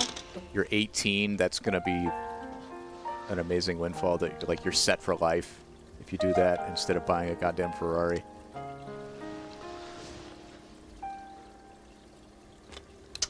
Well, gotta go.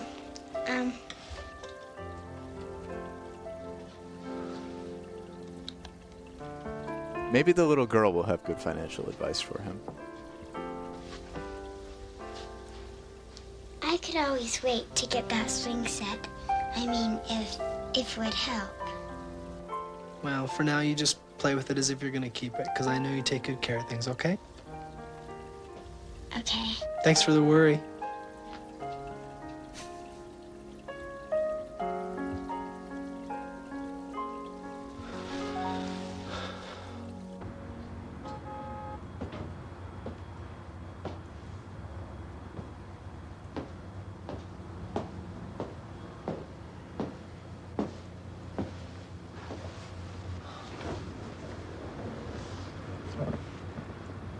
I'm glad you came. Why wouldn't I? Well, I don't think after the other day. You weren't at work yesterday. You weren't at school either. Yeah, I am. I didn't go. Things to do. Yeah, a lot of things. A lot of thinking. Be careful, Mark. Holly, I wish. Mark, I still don't feel right about all this. But I still love you. That hasn't changed. Oh, he's a vampire. He's like Mark, Vampire the Justin Masquerade. Maddox is a snake. Vampire. Give yourself some time to think, and if you're going to keep the stock, just don't jump into any deals right away. And especially not with Justin.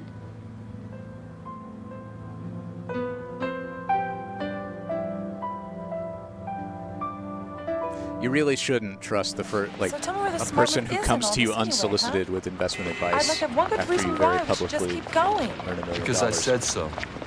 Oh, I like that. What else should we do just because you say so? You know what I think we should do? I think we should just sit back, nice and easy, and wait for the next opportunity to come along. Who's gonna spot that when it happens? You?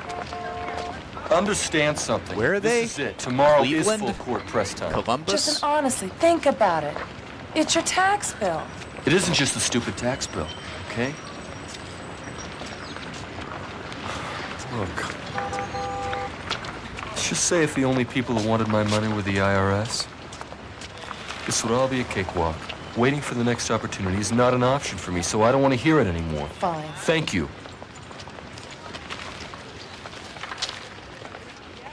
All right, then, can I at least drop this ridiculous exercise of trying to dig up dirt on Mark Andrews? I feel like I'm running around the maypole. It's stupid, Justin. All right, that's fine. Doesn't matter. Everyone loves Ohio When Andrews State. gets the idea of how much money he can make, or how much money he thinks he's going to make, I should say, it'll be like pulling a trout on shore with a crane. How's your sandwich? It's Maddox. Find Williams for me.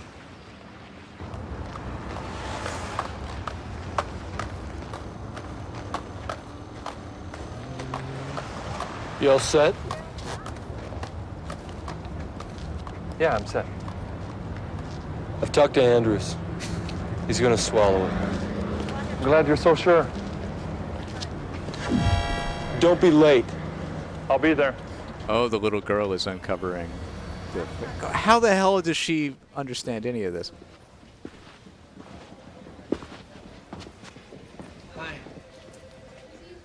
Hi. Listen, Katie's outside. Is it okay if she just stays here? She has her skates and everything. I was gonna watch her, but something came up. I won't be gone very long. Oh, Bella, you get to be here for the thrilling Sure, no problem. conclusion. Okay. Get ready for the next 15 minutes of your life to feel like an hour.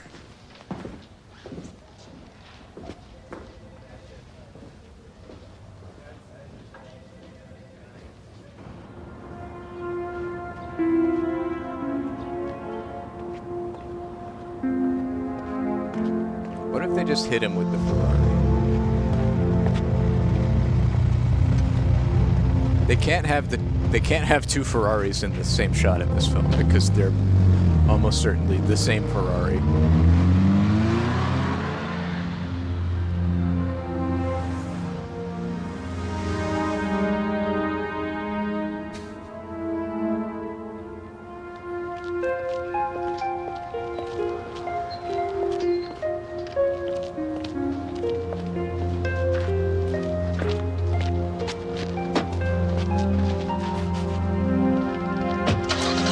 There was a car bomb and Jesus Christ.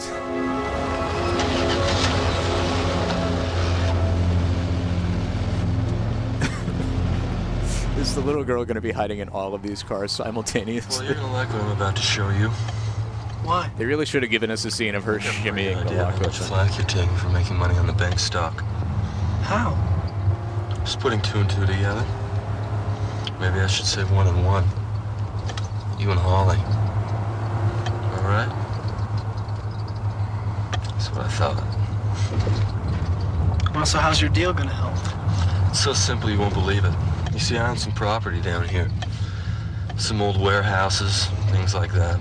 Yeah, it's the first line in the plot Anyway, synopsis. With Banks' new technological breakthrough. When high school senior Mark Andrews' accidental investment makes him a millionaire overnight, he must make a difficult decision. He's got to be able to afford it. That happened 45 minutes into the movie. So what does that have to do with me? Just see in a minute. Like over halfway through.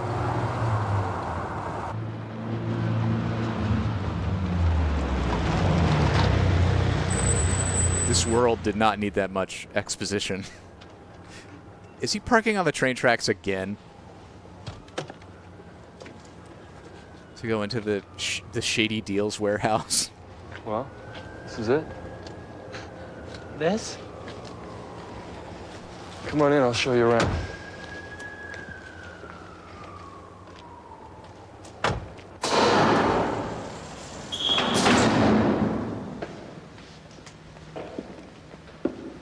What do you think? No, Why you would really Mr. Banks want didn't miss anything. Because I've seen the report for Banks' expansion. And I know how much it's going to cost. But best of all, I've seen, in beautiful black and white, that they have plans to buy this very same building. Why don't you take a guess who they're going to buy it from? You. No. No, they're going to buy it from you. Me? This is where you come into the picture. You buy this property from me by way of a simple trade. You give me the 100,000 shares of bank stock that's become such a pain in your life, and I'll give you this property, which Banks already plans on buying for $3 million. Now, I can just taste how good that is, can't you? Well, that doesn't seem right to me. Why not? I'd be making a big profit at Mr. Banks' expense. I'd say you're already pretty good at that, wouldn't you? Mr. Banks is going to pay $3 million and get you bring a the warehouse certificate? either way. It's in your car. Then let's make a deal.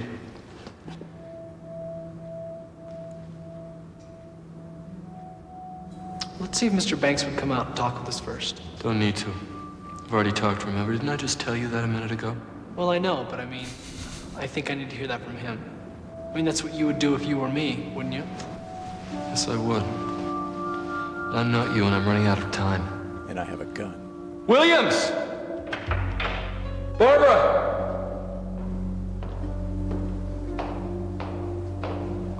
Okay. So we didn't like that deal.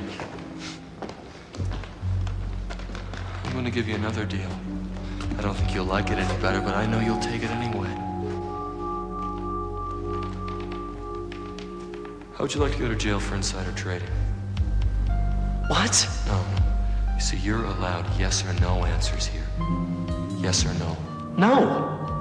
That would have been my answer. Pretty sure if you coerce someone under threat of violence or imprisonment, your contract is void. Well, when you handed it to me, it was open. No, that's a lie. I sealed it myself. You saw it too, didn't you, Barb? Mm-hmm. It was open. They're on my side. You getting the picture? Okay, but the little girl is here with the tape recorder. I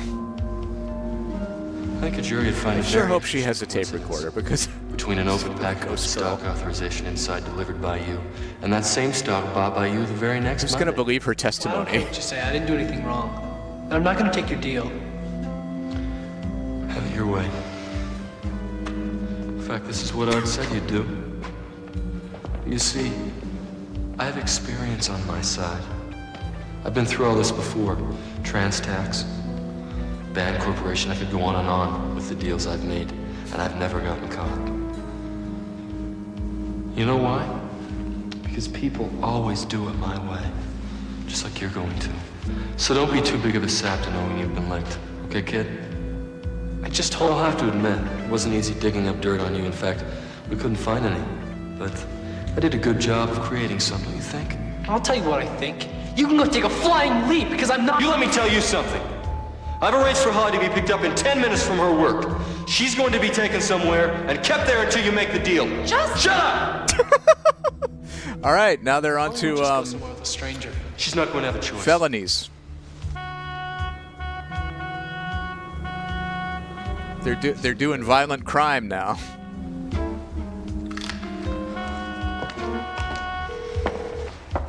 Yeah, it's me. Hang on a second. We're going to have ourselves a little signing over party. So what's the word, Justin? Justin? Mark!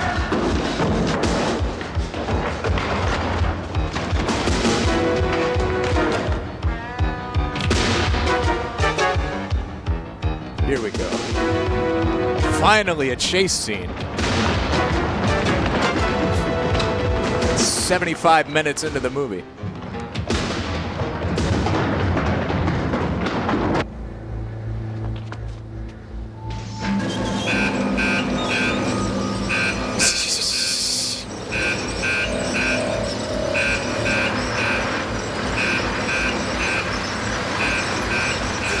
Crush his Ferrari, little girl.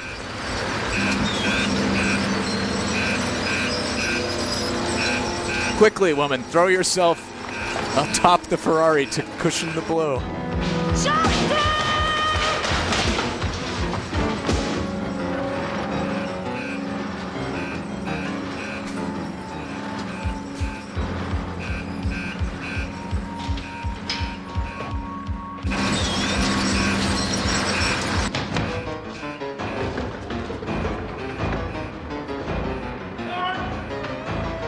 Mark, if you can hear me, just stay where you are! Mark!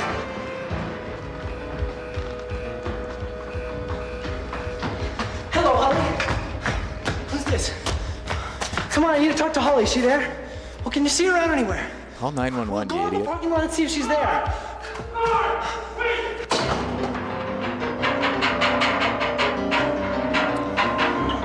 The little girl, I think, is actually an allegory for Christ. Mark! Wait, no, the Mormons wouldn't make a girl an allegory all for right. Christ.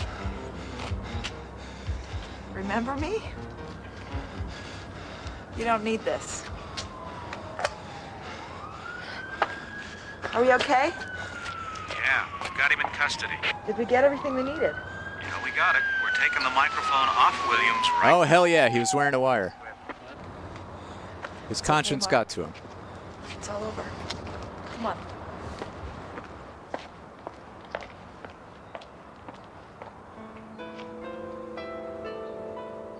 Everything happened off camera. The Ferrari wasn't crushed. They didn't have the budget to destroy a Ferrari. No problem. We're just mopping things up now.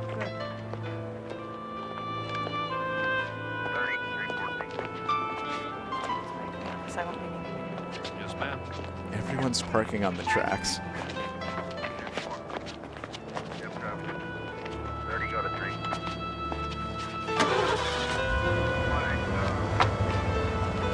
Yeah, that's a lot of conspiracy charges. And other things.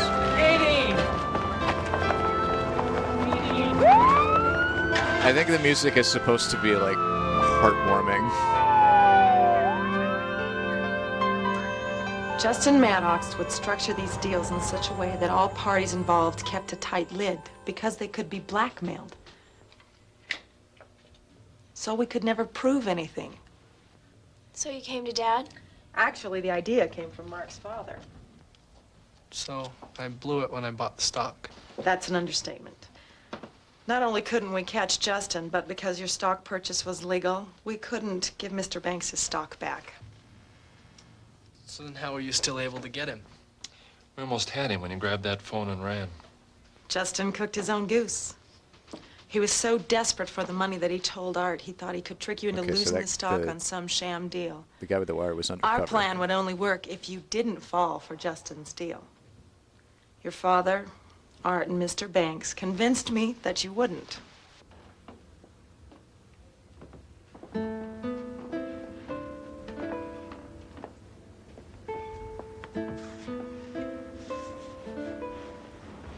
I guess Renaissance lute music. I take it you were hoping to hear me say he'd have to give the stock back while we were in there. Actually, I was hoping to hear him say he would. Well, for your father's sake, I wish he would too. We promised him he'd get it back. It was only on the market to catch Justin. But Mark made a legal purchase. It's now his to keep. Anyway, don't be too hard on Mark. There was a time all I could see was the sun. Though nightfall came tomorrow, always smile. What? How I saw the world, was I the only one looking through the eyes of a child?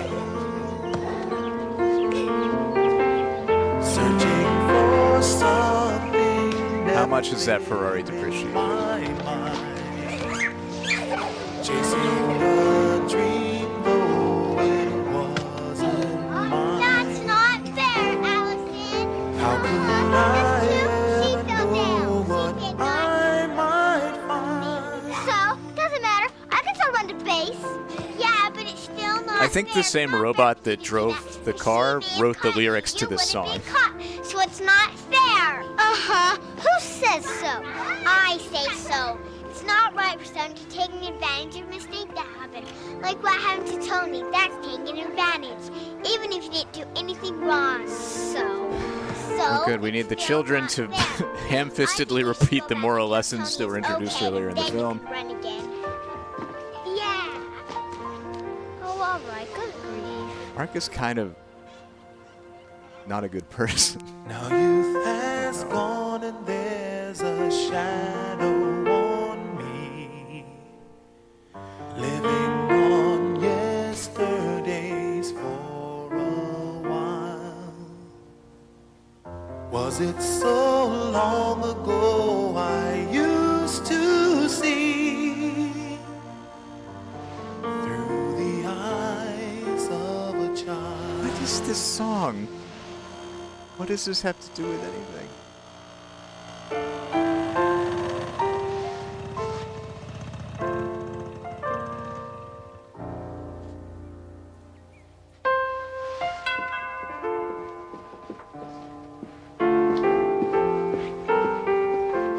If he gives the stock back, how is he going to cover like the depreciation on the Ferrari? Hi, I'm Mark Andrews. I'm a runner for Banks Electronics. Yeah, I think I know you. I have a delivery for your father.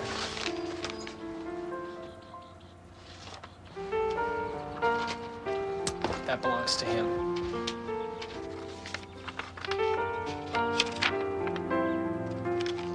for stock.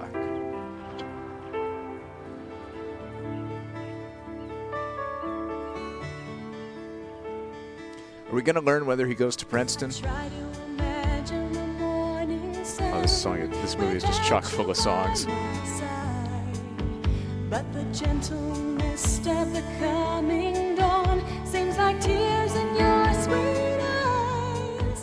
And when rainbows appear and you're not here, the colors wash away. And my world without you would be black and white. I imagine myself in the warm summer rain without you next to me. I think they flipped, the duet flipped for this version of the song. You're the only thing I think the dude sang the first verse in the setting sun earlier. cast its light on one, the colors fade away, and my world without you would be black and white. And my world without you would be black and white.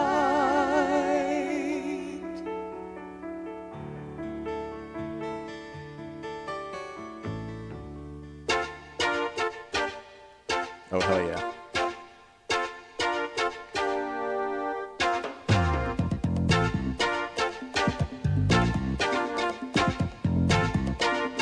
You can call me Discount Al.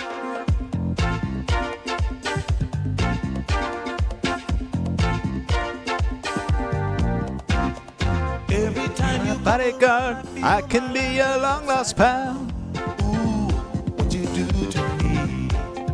2 plus 2 now equals 3. Gravity's got no hold on me. No, no, no, no, it just can't be. In your wildest dreams, did you ever think it'd come to this? In your wildest dreams, things are never as they seem. So be I really want the full track of This Is So Dumb.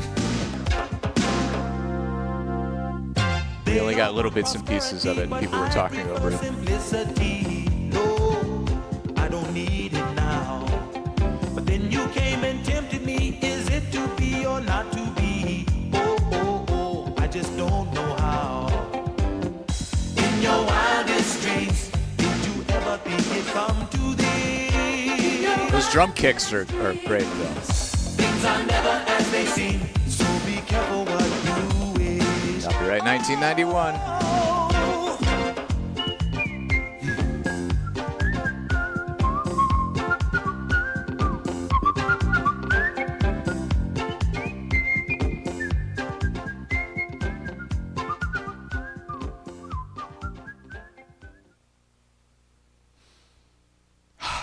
And we're done. We're done with In Your Wildest Dreams, I do believe. What did y'all think? What did we learn? Oh, that's right. There's a parent's guide for family discussion. Number 1, kids, if something is legal, does that always mean it's right? Number 2, what lesson did Mark teach Katie at the restaurant? Number 3, what do you think Mark should have done with the stock? Why did he give it back? Number 4, why did Mark feel like he should be able to keep the money? And number 5, have you ever returned something that wasn't yours? How did it make you feel? In Your Wildest Dreams from Feature Films for Families. We have, let's see. Feature Films for Families. So we have seen the... Oh, I didn't have the Buttercream Gang in here labeled like that. But we've seen the Buttercream Gang and we've seen In Your Wildest Dreams now. We also have Who Gets the House? No More Baths, Alan and Naomi, Rigoletto, Little Lord Fauntleroy, and Against a Crooked Sky. So these are some future feature films for families that we could watch at some point. if you enjoyed this one, which I know you most certainly did. Little Lord Fauntleroy. Let's see. Rigoletto. A musical fantasy ringing of truth and filled with mystery and love. We got what else? Alan and Naomi about the French girl whose father was killed by the Nazis who screams. That's going to be great to get a Mormon perspective on. No More Baths with a slightly concerning cover.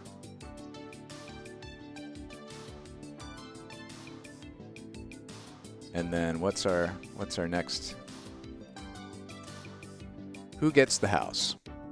About divorce, I assume.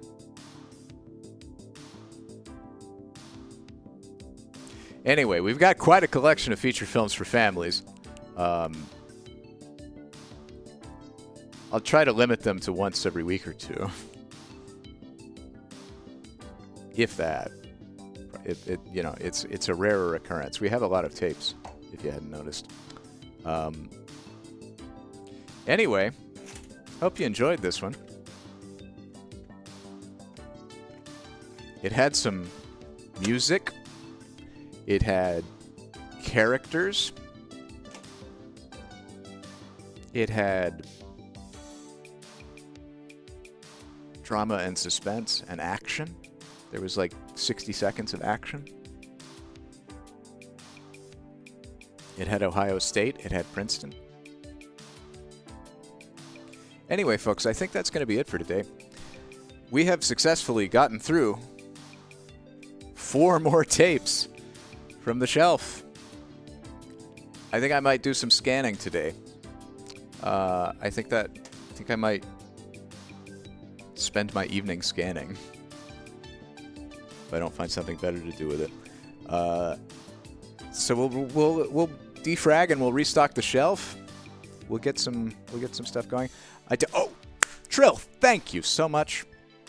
I would feel very, very bad if I forgot the bells and whistles cheer that we got. That was from a Jace book for a Swiffer Sweeper. Bells and whistles. Let's do it. Let's end on a high note. 200 bits from Reed. What the heck was that? What the check was that? Let's see. Bells and whistles.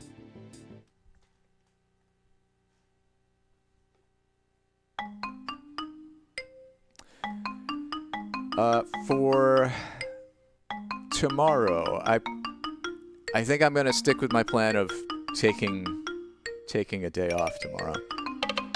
Taking the weekend off. So I will be back with you, if all goes according to plan, on Monday. Wait, no, I won't.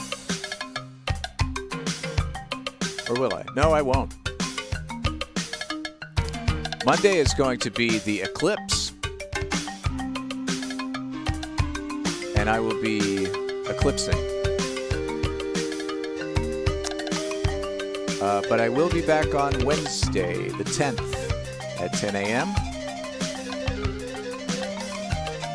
I'll have a hard out because I have a haircut at 1:30 that day. It is not, I don't know how visible it is from Raleigh, if at all. It's not in totality here. But I will be traveling to the totality.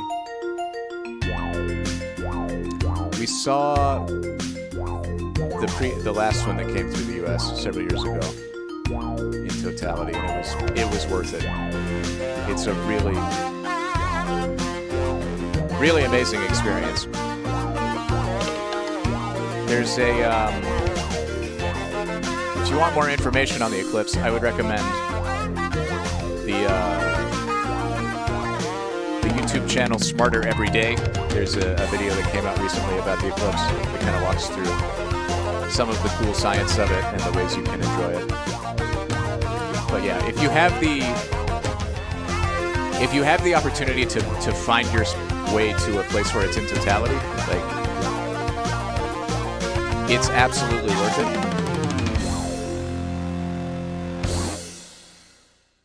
If you're in like 98% zone, it's not at all. You don't get the same effects unless you're in the totality. So like, if you can travel that little bit of distance and find a place that's going to have clear weather to hang out and see it, it's well worth seeing.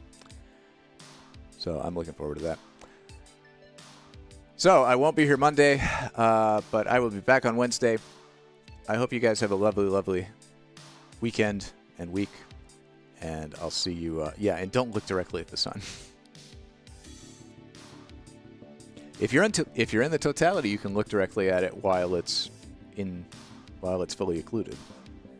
Before and after, absolutely wear your little peepers. All right. Thank you to Jacebook for the 1,000 bits for bells and whistles. And thank you everyone for being here and enjoying these tapes. I will see you back here on Wednesday. Have a lovely time. Enjoy the eclipse if you possibly have the chance. I'm so disoriented. Sometimes I click the intro screen instead of the outro screen.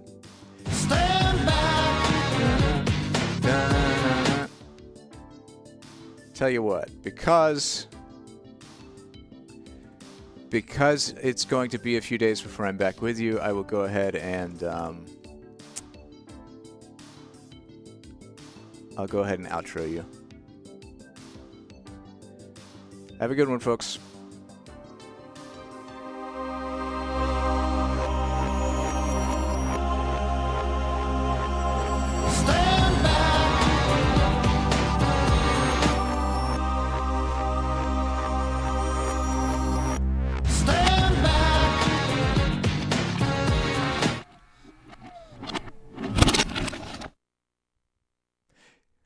Bye. Take it easy.